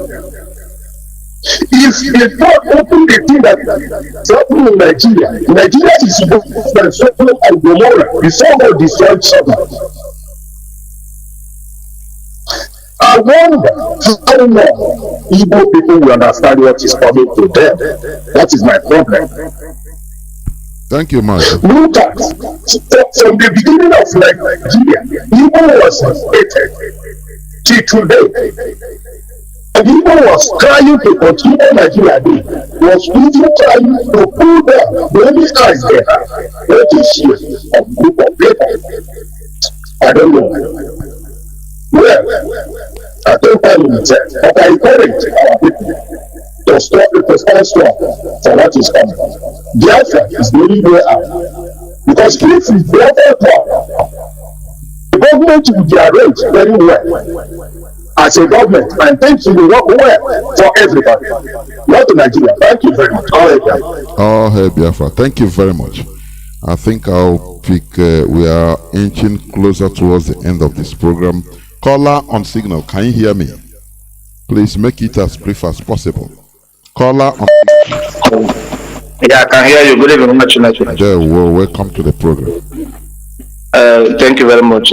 My sister, and there, well, okay, no problem. So, I love this program tonight. The program is to enlighten our people to understand how things has fallen apart in our place. Let me begin from what our sister said. Even the major problem I have in all this religion and all these things, so the people that wrote even that theology book, they go and if you see our people when they go and study this theology, it fool their brain. What is that theology about? Relation about God. And who see God? Do anybody see God? If not, all those things they tell us about the history of Moses and the Christ. I call him Christ or Yeshua. At least I know that he came from the Jewish. And when you say Yeshua, it means the Jewish name, original name. Now, the letter J exists almost 500 years ago. It comes into existence when the first Greek people that translated everything, they don't have letter J in the alphabetic order. Now, after how many years, when the Christ has come and gone, now they introduce the letter J. If you remove J in front of the Jesus they call, what would that name be? What does it mean? It means nothing to me. So now, this is where I have problem with our people, because there's something you say, Mazi, I know your time is up. There's something you say about the regulation. It is government that is supposed to regulate everything. Do you know here in Western world that there are certain films that you cannot show in television when the children, even they put sign that the children cannot watch that film because it influences the mindset of that children.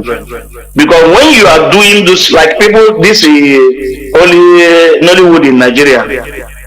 They play film of ritualists and a lot of things, believing that when making people to believe that there is a cause of your problem, that the spirit evoke this one, evoke all these things. Children are supposed not to work with because government did not regulate it, and this has increased and elaborated so far and make our people they cannot reason. That is why you tell somebody this thing is like this practically. He can never believe you. He believes there's another spirit being that will even give him better information than the one he is seeing with the eye. So there's a lot of things, the factors that cause the problem of our people. During those time our ancestors are living, they have been living together harmony. There's no problem. Even those that say they do trauma within themselves, they know how to cure it. It's a common problem. Our sister said something just now. What she said, he said that something about scientific something. When she traveled and people are living there without locking doors and they keeping even their this open. Now, but somebody cannot take something there because he know. And what is that? Very scientific something. Scientific, bring this leaf and the other leaf and the root and mix it together, it give you answer. And that's the scientific work. But people believe that another spirit, they vote from where? Where do they vote that spirit itself? Everybody are chasing devil and enemy. Who is that enemy and what is that enemy? Every day, let your enemy, your enemy cannot see you. Who is that enemy and where is it? Enemy that almost millions of people are chasing out of Nigeria since thousands of years. It's almost 100 years of creation of Nigeria. They have not chased it. That means what you are praying to chase cannot work through that prayer. The only thing you do is to change to do the practical thing. Mazi, let me stop from here. I know you have been wasting your time. Thank you very much. Wasting time. You made a point. You didn't waste time, please. It's only to make it brief. Caller on WhatsApp, please. You'll be the last caller. Go on, please. Mazi Johnathan, thank you so much, Mazi. Can you hear me? Welcome to the program. Thank you so much. Our sister, okay, I greet you. Thank you so much. You called back. Yes. Before your airtime. Yes. I don't know what happened. That is the direct line. I don't know what happened to that direct line. I have airtime. Okay, so what I'm saying is that according to my own founding, what I discover, yes, Mazi, as the word of God made of stand.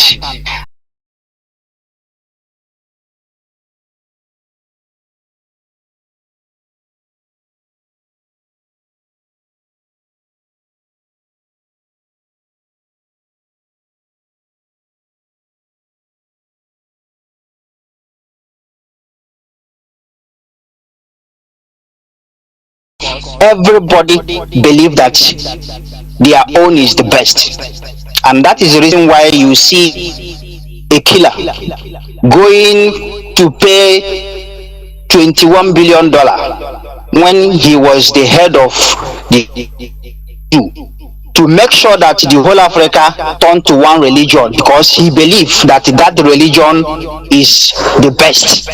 So anyone that refuses to join them, Mazi, let me come in there. Can you hear me? Okay. Yes, I can hear you, Mazi. No, not necessarily.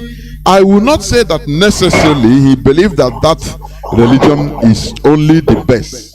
It's not the only reason. Okay. Another reason is, once everybody turn into that religion, they will be able to manipulate those people, because they are the pioneers. They know more than you. Now you'll be learning, always learning. The same way Nigeria is always an infant in British imposed democracy, so-called. They will say Europe will send the European Union to come and monitor Nigerian democracy elections, and they will say if hundreds of people were killed, they say no, it doesn't matter anyway. Their standard is everything that all those few skirmishes couldn't affect the overall result. So they manage it. So it's for manipulation, political manipulation. Yes. Only the belief is the best. Yes. No. Go on, please. Okay, thank you so much. So what I'm trying to point out is that the truth can never be covered. You see, when it comes to Christians, all the whole Christians listening to me tell you this, just like one of our brothers said, Jesus Christ, he was on earth. Have you sit one day ask yourself for this question? Where did Jesus Christ worship? If you trace this thing, lead you to the religion you think that is not, that is in existence today, that is Jewish. Now let us say, what is the meaning? Christians stand Christ-like.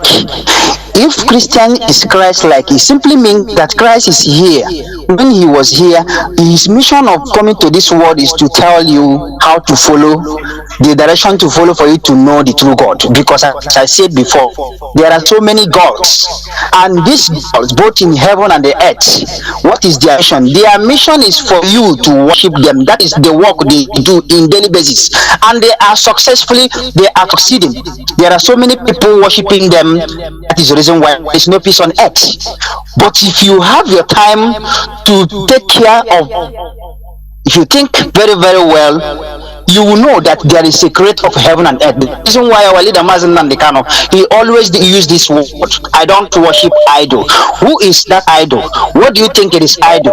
Do you think that idol doesn't exist? It is exists. And who is behind idol? That is the spirit, that word, that there are so many gods on earth, so many gods in heaven. There are spirit behind all katakata US over the world. But I want to make it clear that the reason why he said that he will not be happy to see you worshiping another God is because he knew that all these things will come in place. So I am using this opportunity to tell our brothers and sisters that the will of Almighty God in this planet Earth will happen. The will of mankind can never take place because we call it by our own tongue. In our own tongue, that is the name of the Almighty God. Created everything. We call him Chukwu Abiyama. I don't know what you call it in your own dialect, but I'm telling you that his will definitely is going to happen on earth, not will of you and your own God. So it's better for you as a mankind to search the wish of God when it comes to we as a human being. What is his plan over you? His plan is not for you to intimidate others and kill others. No, that is not the reason why he did this earth. His plan is not for you to continue to cheat and accumulate or acquire all the whole world, build a house in different places, and when somebody is trying to direct you, you kill the person. That is not the plan of Almighty God, and that is not a success. So I am using this opportunity to tell you, Mazi, this topic is very, very good. I thank you and our sister as you people are discussing on this, so that a lot of people will learn. But my little message is that we are having trouble all over the world today because people worship what they don't know. People are not following the direction that even we Christians, we are not following the direction Christ left for us. That is the meaning of Christian. It means Christ-like. If Christians are following the direction of Christ, they will not have problem. Then for you that is killing people and you think when you kill people you have glory, but you do what you will glorify God. No, you are mistaken, because that God you are worshiping, God is advising you to kill people. Know that God is not the right God. Mazi, thank you so much. Thank you. Yeah, well, thank you very much. Here, just let me address like the caller before the last. Everybody has his own opinion and views on issues like this. So I will never muffle somebody, even if you have contrary opinion or you say that Christ or God is a Christian. You know, it's his opinion. Our job here is to educate ourselves. That is the thing. So I think this is where I'm going to switch up the phones. I don't know. Somebody is still calling people out. Let me pick this last caller. You will be the last caller. Please make it 3 minutes. Welcome to the program. Caller on WhatsApp, please. You're the last caller. 3 minutes. Go on. Caller on WhatsApp. Can you hear me? I can hear you, Mazi Johnathan. Professor Johnathan. Welcome to the program.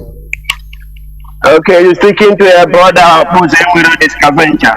I'm calling from Africa do Sud, South Africa. I greet you for taking my call. To speak on this citadel of knowledge and spirituality set up by our leader, Mazi Kanu, a prisoner of conscience for that. Thank you. I greet also our sister, Wada. I don't have to Kanu.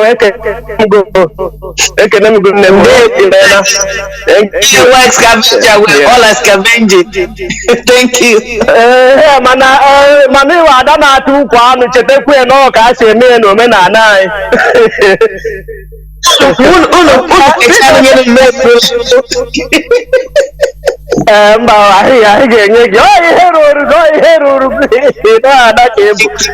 Please, Jonathan.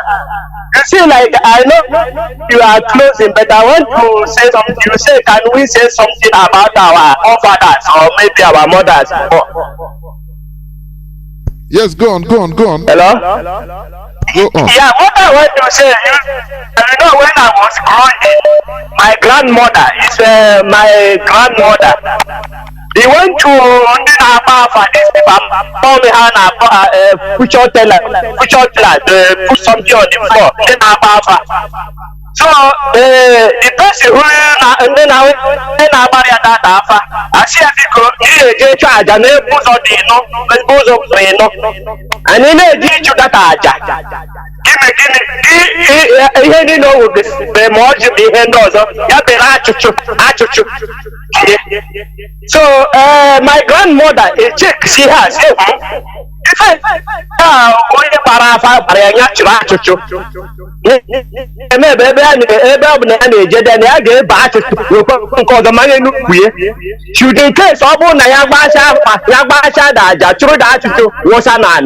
maybe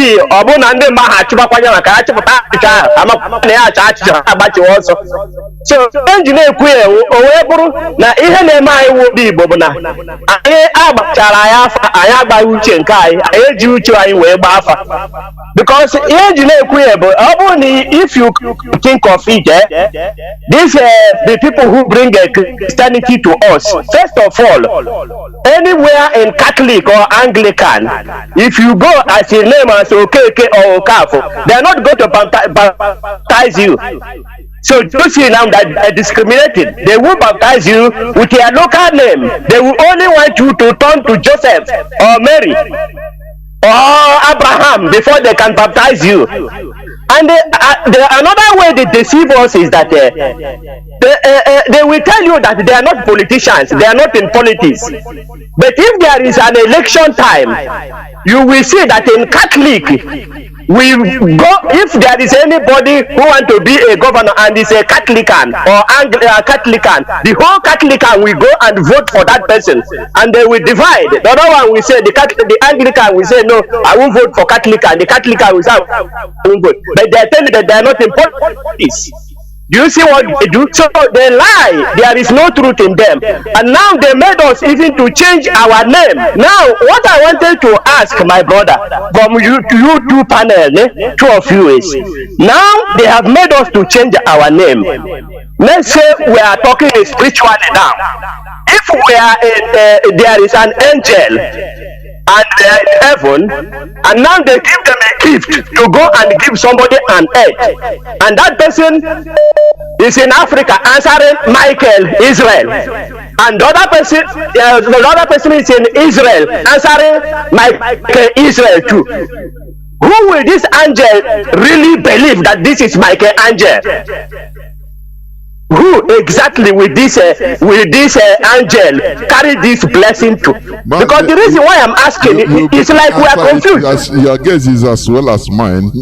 Go on, please. Yeah, okay. The reason why I'm confused is that because it looks like we are confusing ourselves and we are confusing God. We think we are confusing ourselves and we are lying. We don't tell the God the truth. Now we have changed our name. How is that blessing that we are blessing, that we are talking? Maybe somebody in Ogunike answering Michael Jordan, Michael Philip, and is praying, and somebody in Jerusalem who is also Michael Philip is praying, asking for the same blessing. How on earth will you think that this angel would genuinely carry that blessing go to an Israelite who we know that is genuine, his name is really and Israel Michael? So that is what I wanted to ask, because it's confusing me. Because sometimes I think some of all this our prayer, is it because we are lying to God, or is it because we are the reason why even our blessing now goes to other world, because we cannot do anything?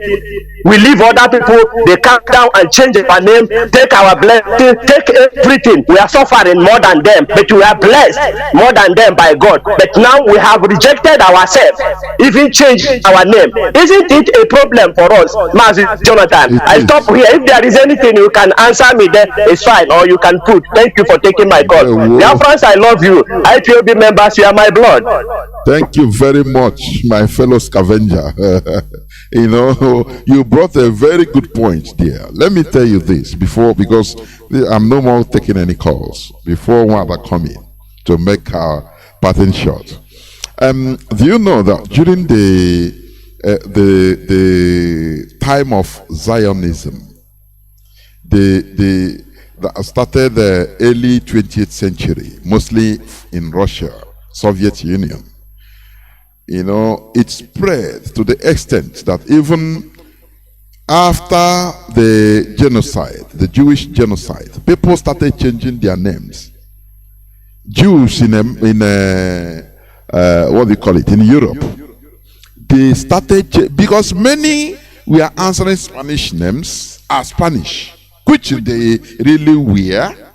Because when you you know, go back to their genealogy, it was their great maybe about 500-600 years back that came to Spain, and rightly they are Spanish, Italians, Polish, Russians. Now they started jettisoning their era of awakening. That is why I'm very glad what is happening to us, it happened to the Jews. They started removing their names, changing their names to the new Hebrew, the Hebrew names, into Hebrew names. You understand me? So that is just like what our brother said. There's a point there. If maybe Johnathan, Mazi Johnathan, let's say Johnathan Israel is praying, and another Johnathan Israel is praying in Jerusalem, the same, praying to the same God, the same angel. The person they know as the real genuine Johnathan is the one in Israel. So it is common sense anyway. This is a significance. I think the platform is yours. Use it and also make your pattern short so that I will come in to close the program. Go on, please. Yeah, I love scavenger. That's an intriguing question. This is how I'm going to navigate it, because what he touched and what you mentioned, I don't know if you understand the in-depth of what you just invoked, is called Kabbalah in Jewish. They did not just change it for nothing, because in the Jewish Old Testament, before they removed it, there's something called Kabbalah. And Kabbalah is very deep. It's spiritual, the mystic part of that religion. So now in Kabbalah, because I belong to a school of thought that deals with this, that's a part of me that I'm not yet exposing. When I look at your name, I can decipher your mind, how your mind works. That's really Kabbalah. I will tell you exactly who you are. So what happened? What Kavenja said makes sense, or may make sense, but not from the context he's looking at it. The point is this: in the olden days, like he said, his grandmother went to consult an oracle. People were consulting oracles even before they give names. People gave names through inspiration. That's what I'm trying to say. We are not just giving names because I like the sound, I like the feeling. There were deeper thoughts into name giving, so it carried weight. So when you look at it, it has some spiritual undertaking or tone. So in that case, when they began to change our names to these new religious names, they were removing our identity. They were removing who we are. And from what I just said a little bit, I don't want to expose that part of me yet. When you change one's name, it can change the way you reason. Because we have been asking, what is wrong with our mind? Because when you go back and look at the exploit our ancestors did, why is it that we're looking like fools? Why are we not behaving the way our ancestors did? When they began to change our names, they began to alter the mindset of our people. That's a belief of what I believe, and that I can prove it. So that's how I'm going to navigate it in a little short, little bit. I don't want to go deep into it because it's something I practice, it's something I know in depth about it. So, but the another argument I want to bring here is this. You know, when you talk about consulting the oracles or going to Biafra, is one of the things the Christians use to say, oh, it's demonic. But the question I ask them is, when you go to your pastor and he gives you prophecy, what is the difference? Is he not looking into the future? What is the difference between prophecy and Biafra? It's the same thing. It's even in the Torah. It calls consulting with effort. You know, when you consult the Torah and effort, that's the same thing. So, but again, let me just give my parting words. First of all, the guy that was talking about Christianity, that's the guy that he was breaking up, talking about Christianity was bringing good or brings good or something like that, right? Traditional religion brings good, darkness, and God created good, and then people are worshiping deities which are darkness or bad people or bad things. I would like the individual, because I think that person must be a student of the Bible, either the Torah part or the Christian, or all of it, the New Testament. I would like the individual to go and read the book of Isaiah chapter 45 verse 7, and I'm going to read it. This is God speaking. He said, I formed the light and I created darkness. I make peace and I created evil. I, the Lord, do these things. So when you begin to say, I believe there's only one God, but according to the Christian Bible, this God says he created darkness, he created good, he created bad. So when you now begin to talk that anybody who is not worshiping according to your own faction of religion, that worshiping idol, remember that this same God claims that he created the devil you're talking about. So that is why we don't want to get into my religion is better than your own. Because God created everything, good, bad, and ugly. According to your Bible, I didn't write the book. So if God created good and bad and ugly, why are you castigating what God created? Meanwhile, your Bible said that God created everything and looked at them and said they were good.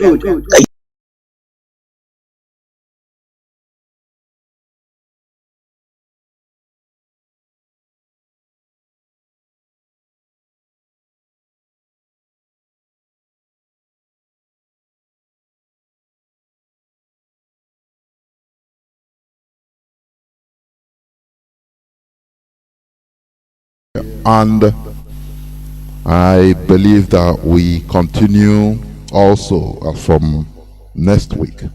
Biafrans and lovers of freedom, there is something I want people to understand.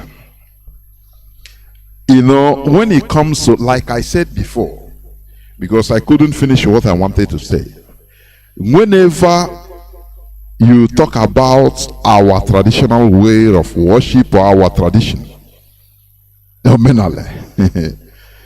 know, people's mind will go directly and automatically to Ndinagwonshi, which is also what this foreign religion has destroyed our mindset into believing. That is the truth. Let me give you this example. It's just like this Almajiri you are seeing. Almajiri, Now we know them as very filthy beggars. But it was not like that before. I'll tell you why. Al-Majiri is an Arabic word. Al-Muhajirun.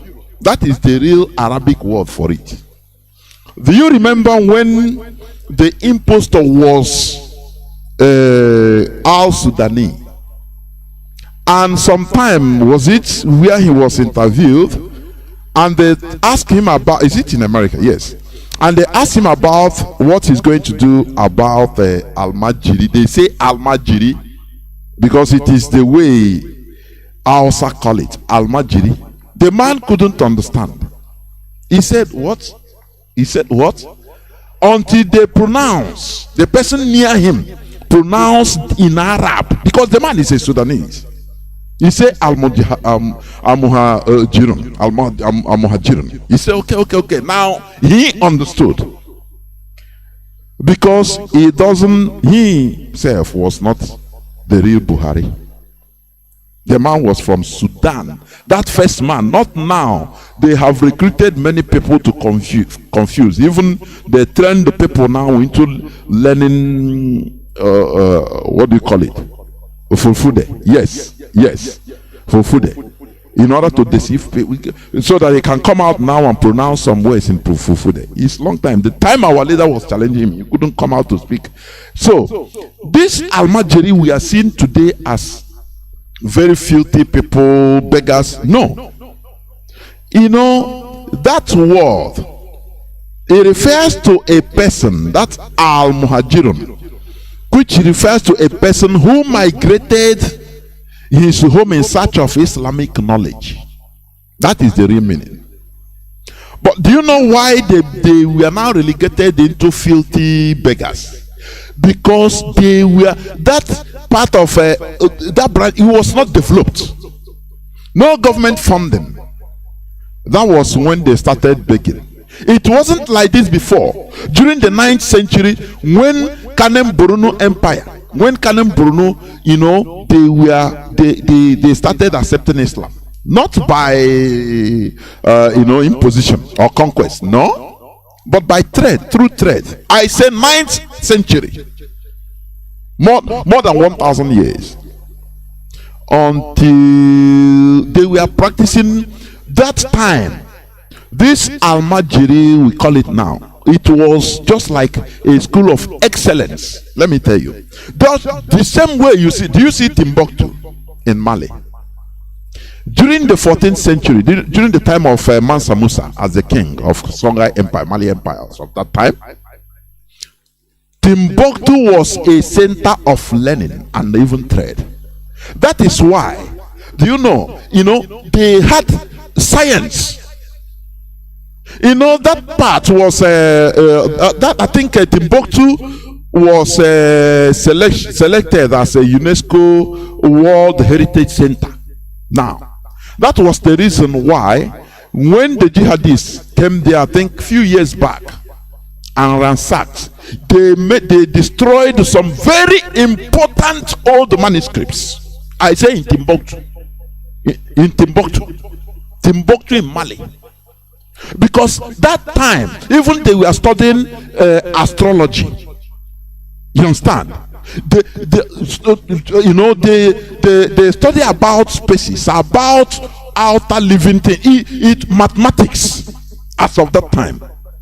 But because of conquest and lack of development, that is what cumulated into it being relegated to the background today. The same way, our traditional way of life, we call Omenala, since we had contact with the Europeans, our traditional way of life became relegated to the background. What people are practicing today is just a remnant of that time. We go back that time, start no, that is not only, you understand me? Because it was not developed. That is the thing. Let me give you this example. If you have, for example, two people started building in a piece of land, two of them, they started building mansions just near each other. One reached to only lintel level and stopped. The other one continued and continued, irrespective that maybe this one that stopped had the best plan ever, big and with best. Now, but this one that completed his own, tiled it, put paints, put swimming pool, everything, and painted it, put light, everything. After 20 years, this other uncompleted building will look like rotten. It just is rotten. No person will emulate it because it was not developed. It just stayed there at below lintel level, and that's it. Rain will fall, moss will grow on it, everything there will be even a dustbin. All you'll be looking at is even, oh, this is a very mighty building, this one that is shining. Do you see what I'm trying to compare? Now, yes, sir. Had it been that this Almajiri system of education was being funded, it continue receiving funding from the government, let me tell you, from the government, because right from the time of arrival of Britain, they started, because of Western system, now the other one went almost into extinction. But let me tell you one thing, this Almajiri, the school they are going, is still the same thing that the Arabs are, or the school they are going in Kuwait, in Saudi Arabia, in Dubai, and they are producing scientists, they are producing in different kinds of professionals. But great inventors. Yes, but in Nigeria, these are called the filthy Almajiri. You know, they beggars because of lack of development. That is the way our tradition is. That is why, you know, whenever you talk about Almajiri, no person, everybody will look at all those filthy people. They will not refer to you the very magnificent schools in Kuwait, in Doha, Qatar, Doha, in Saudi Arabia. No, but those are Almajiris too. Do you see what we are saying? So yes, it shows us that this world is, you need to fight to strive to survive. Now, our tradition was relegated and left in that is it 15th or 16th century. It was no single development, no investment. Instead, onye putaya abu pass tofe na ihe awo ajo ihe ndi na agwonshi, and that thing continues remaining like that till today. Now that we are going back, we are trying to go back to the remnants of our roots. The only thing we know, most of us knows, or most of us know, is okay, going to do sacrifice in a poto. Oh, we say it's our tradition. And now people will be looking down on it because time has passed for that. Had it been, it was allowed to develop with time. The same way Christianity and all these religions, it wasn't like this. Before they used Christianity, they used this Christian religion, they fought, they killed themselves in Europe. The same thing. But it lacked development funding. The same way Almajiri lacked funding. That is why it is relegated. But the same set of people that are also scholars, churning out scholars in Arab countries, they are Almajiris too. Do you see the difference? Had it been, yes, sir. Had it been we allowed, or we are, or we were in charge of our way of life, our destiny, now we would have developed our tradition, refined it, because everything human being goes into refinement, evolution, mutation, changes. Change is constant in human development. That is it. If you stay stagnant, time will leave you. After 100 years, before you go back, it becomes too late. People that time will now be looking at it as something old. Look at Japan that is practicing Shinto and Buddhism as their state, as their traditional religion, because they defended it. They didn't allow this Christianity, European Christianity, to invade them, to corrupt them. Still today they are the type of Shinto they have today. It wasn't exactly the same at the olden time, about 200, 300, 400 years back. That is what our people should understand. Do you understand what I'm saying? Yes, sir. So that when they talk about our traditional religion, hey, people go, no, this is bunkum, rubbish. It lacked development. If, for example, let's say Arabs now come into Nigeria, into northern Nigeria, to administer the education, they will take these almajiris and build nice schools, fund it before God and man, and regulate it. Before God and man, it will become a school of excellence or a good government in the north. It takes now these almajiris now regulate. You know, it's just like you live, no matter how beautiful you are, just leave your nails for 2, 3, 4 months with unkempt. You will see that it will grow wild. It's like that. A flower, the same thing. Plant a nice flower, but don't trim it. It's a beautiful flower with beautiful colors, but it will grow to the extent it becomes wild. Even the way it grows, go around, you don't like it. It will be initiating to the or an eyesore. That is the way all these things work. But our people don't understand this. So what we are trying to do is to sanitize. You see that many, even I might say, many of us, we don't even know our tradition. You understand? Because we are not taught. You know, only by single. Give impression about it, or we're giving negative impression about it, and we all run away. Exactly. Imagine now, a government comes now in the northern part of the zoo. Now they start regulating almajiri system. They should build normal schools, modern schools, everything. Now give them uniforms. Now start teaching them Arabic with even, because that was what the houses were practicing before Britain came. They were using Arabic. You understand? They call it Ajami. That is why you have Arabic inscriptions in Naira. People think that it is only for Islamization. No, that is misconception. Because some Hausas, I'm not talking of even Fulani, some Hausas don't even understand ABC, English, or reading it. You will see some of them write Arabic. So when they look at Naira, they will say Naira View. It is written in Arabic. It's a language. Because that was the education they received before, the civilization they were undergoing, Arabic civilization, because they were under Sahel region, moving freely with Arabs. So you don't blame them. You understand?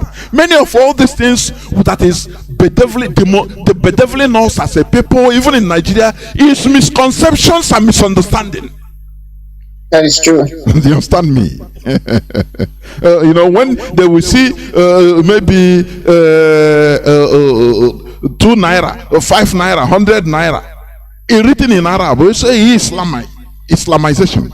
All these are misconception. In order, you know, normally even Nigeria is supposed not to be together, because these people, Britain, come and saw them. They were going through Eastern culture, Eastern education. Let me tell you, in Chad, you see, their common language, as you speak English in Nigeria, is Arabic. Almost every Indian speaks Arab. Do you understand? And they read it. It's a language. But right? They speak French. Shock you. Chad, majority of the majority religion in Chad is not even Arabic. Do you know that is traditional religion and Christianity in our Chad? Go and Google it. Sometimes we should be, you know, is ignorance fuels misunderstanding. I'm telling you honestly. Yes. So that is it. Well, I don't know if you want to say anything, because I want to close, please. I mean, you said it all. All I can say is that we have been gamed. And good night to everybody. We have been gamed. Thank you for listening in this hallowed platform, because this is a center of learning for all of us. I'm telling you honestly. With enlightenment, you know, you go above all this religion and say this and that. Only asking God way Christian, only asking God a Muslim, only asking that is rubbish. All we go with is common sense. Humanity, we are the key in this world. Any person that tell you that there is God that will come and do it, that is rubbish. He's talking nonsense. Do you understand? Everything we are using today is made by man. None is manufactured by God. None. I say none. None is manufactured by God. It's man that manufacture it. This world, it is human being that can make it a better place or a worse place. Nothing more. You know, before they believe when there is a volcanic eruption, maybe people that lives in maybe Cameroon, near Cameroon mountain, that has volcanic eruptions. At the end of the day, they will be worshipping, that place is a one big God that is swallowing this and that. But they will start sacrifices to appease the God. Science found out that it is the movement of tectonic plates, just like these earthquakes. That is it. Science found it out. Yes, molten magma. Yes. Coming out from one of my subjects, geography. I love geography. I love geography. So that is it. You know, ignorance is a very big disease, and that is what they spread in Africa. So that as we continue fighting each other out of ignorance, the wise people will come there be stealing. Do you see how very, very smart way? The white people are there stealing our thing. And when you want to come to check them, they say, no, look at your brother. He's before he will dominate you or he will do this. And you continue fighting with your brother. Highest, they will make you security of their pipeline. And you'll be getting crumbs. Do you see how smart they are? These people, they feed on crumbs, enslaving, helping in the enslavement of the people. Like Governor Obiano, look at what he did. It's shameful, Mazi. It is shameful. That one is so it's shameful, it is sad, it's unbelievable. He couldn't even pretend. He couldn't even say, let me try to hide it a little bit. I mean, he was so bold about it, without even sleeping one night. Why couldn't he? Can our people learn? Tomorrow, I'm telling you, tomorrow, if you come out for one thing or the other, or the wife has it, just as far as they have money to dish out, you see people will gather and start singing on his name. That is what the way they have made us to be. This, there's something. As I said at the beginning of this program, what they did smartly, the neo-colonialists, they made sure to turn Africa using this useless democracy, which Africans are not matured enough to handle. Because before you enter into real democracy, you must be disciplined. So that when you go to a place to buy something and there is maybe 15, 20 people there, you form a line. You will be disciplined enough to wait at the back where you're supposed to be. It is discipline. You don't try to jump line because you're an animal. But for you think it's an idea sharp. As in Nigeria, I'm smart. This matter, yeah, that's the way they look at it. A beastly character. Do you see? Now, when they made all these things in order to make sure that they use us against each other. No funding, no investment on. Have you ever just how many African politicians can boast of investing on human resources, on brains of their people? You can't. No, that was the question about the young. I knew that they wouldn't do it. Government would not even allow it. That's what they should be thinking. They don't invest in. They just invest in physical things. Do you know why? They are not acting on their own. Before they enter into that office, they go swear allegiance to the, if it is English Anglophone, let me call it like that, because Africa, sub-Saharan Africa are the only set of people that are divided into being Anglophone and Francophone and Lusophone. No other race. After all, India was colonized also. Many parts of Asia was colonized. Arab countries were colonized by the same English, French, and the Spanish. But you never hear them divide themselves and say, this is my own Anglophone, and this is my own, what do you call it, Francophone. It is still only Africa. Perfect slave. That is why you see them. Lord, just look at our people. Sometimes the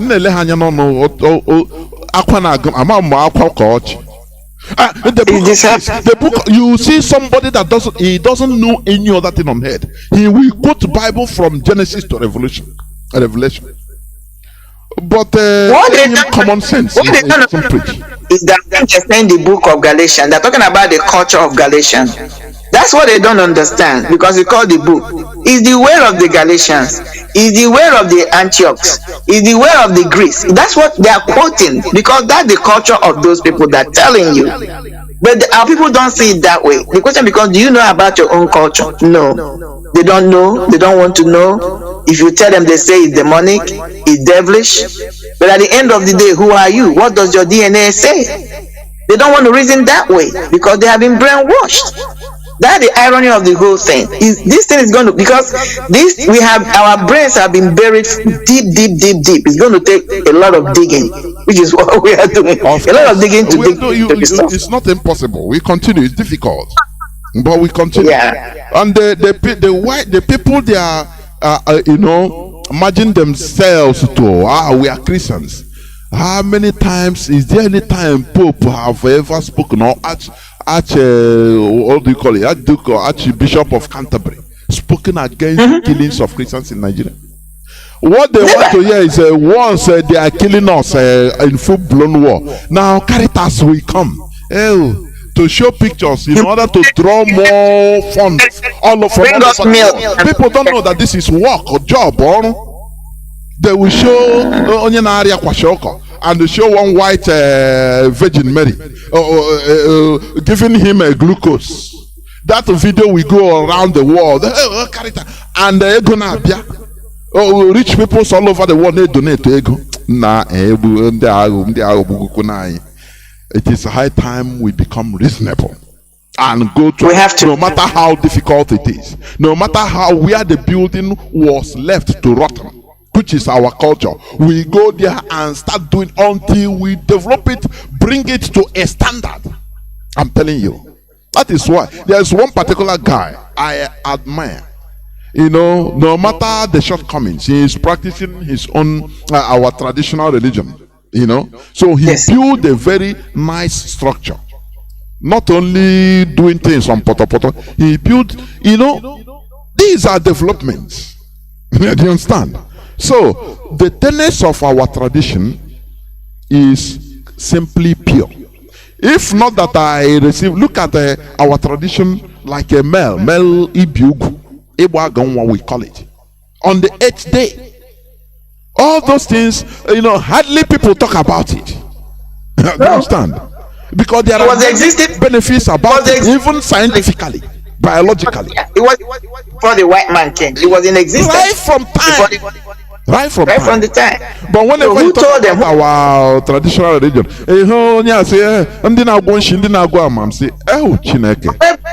Abraham got a habit of Abraham of course. So these are some. Abraham got a habit before the Christianity appeared. So how did they get to know? Of course. These are things I tell people. And Mazi, let me tell you honestly. You are talking on air. You are speaking on air. Are we on the air? Yes, of course. Yeah. Let me tell you, the truth I found out is that our true religion, many years, thousands of years back, was clean and pure. That's the honest truth. Of course, it was. He was clean. I'm telling you, because that is what they're still practicing. Clean and pure. You don't see anything up. You don't see all these things. It got a point where people began to corrupt it and began to introduce all these carvings and pure, all these carvings and deities, they call deities. Before, many thousands of years back, our traditional religion was clean and pure. Now let me say this. This is a historical fact. You know, we have a very powerful kingdom, the Arochukwu, and our altar shrine. A time came, the healing cave, that bestows judgment on people in Arochukwu. But a time came, just because of making gain with the Europeans, during the time of when they were introducing selling our people, the British. You know what happened? They corrupted that and brought Ibini Okpabia, and they corrupted that cave. Let me tell you what they do. Now, when they before it was a sacred place for pushing out judgment, you know, for dishing out judgment, for justice. Anything that happens, if two people are quarreling on one thing or the other, now you go there to swear. The wrong person, the person that is wrong, receives a direct karma after a few days. Now, because it was a cave, do you know what they did? Smartly, when they now corrupted it, the white man, now they built through that cave, they have through the other side, they bored hole to another side where people cannot see. Now, any slightest even family quarrel that should be settled, even without going to Benin Party, because of vested interest, because people want to sell slaves in order to make money during that time. Now they say, no,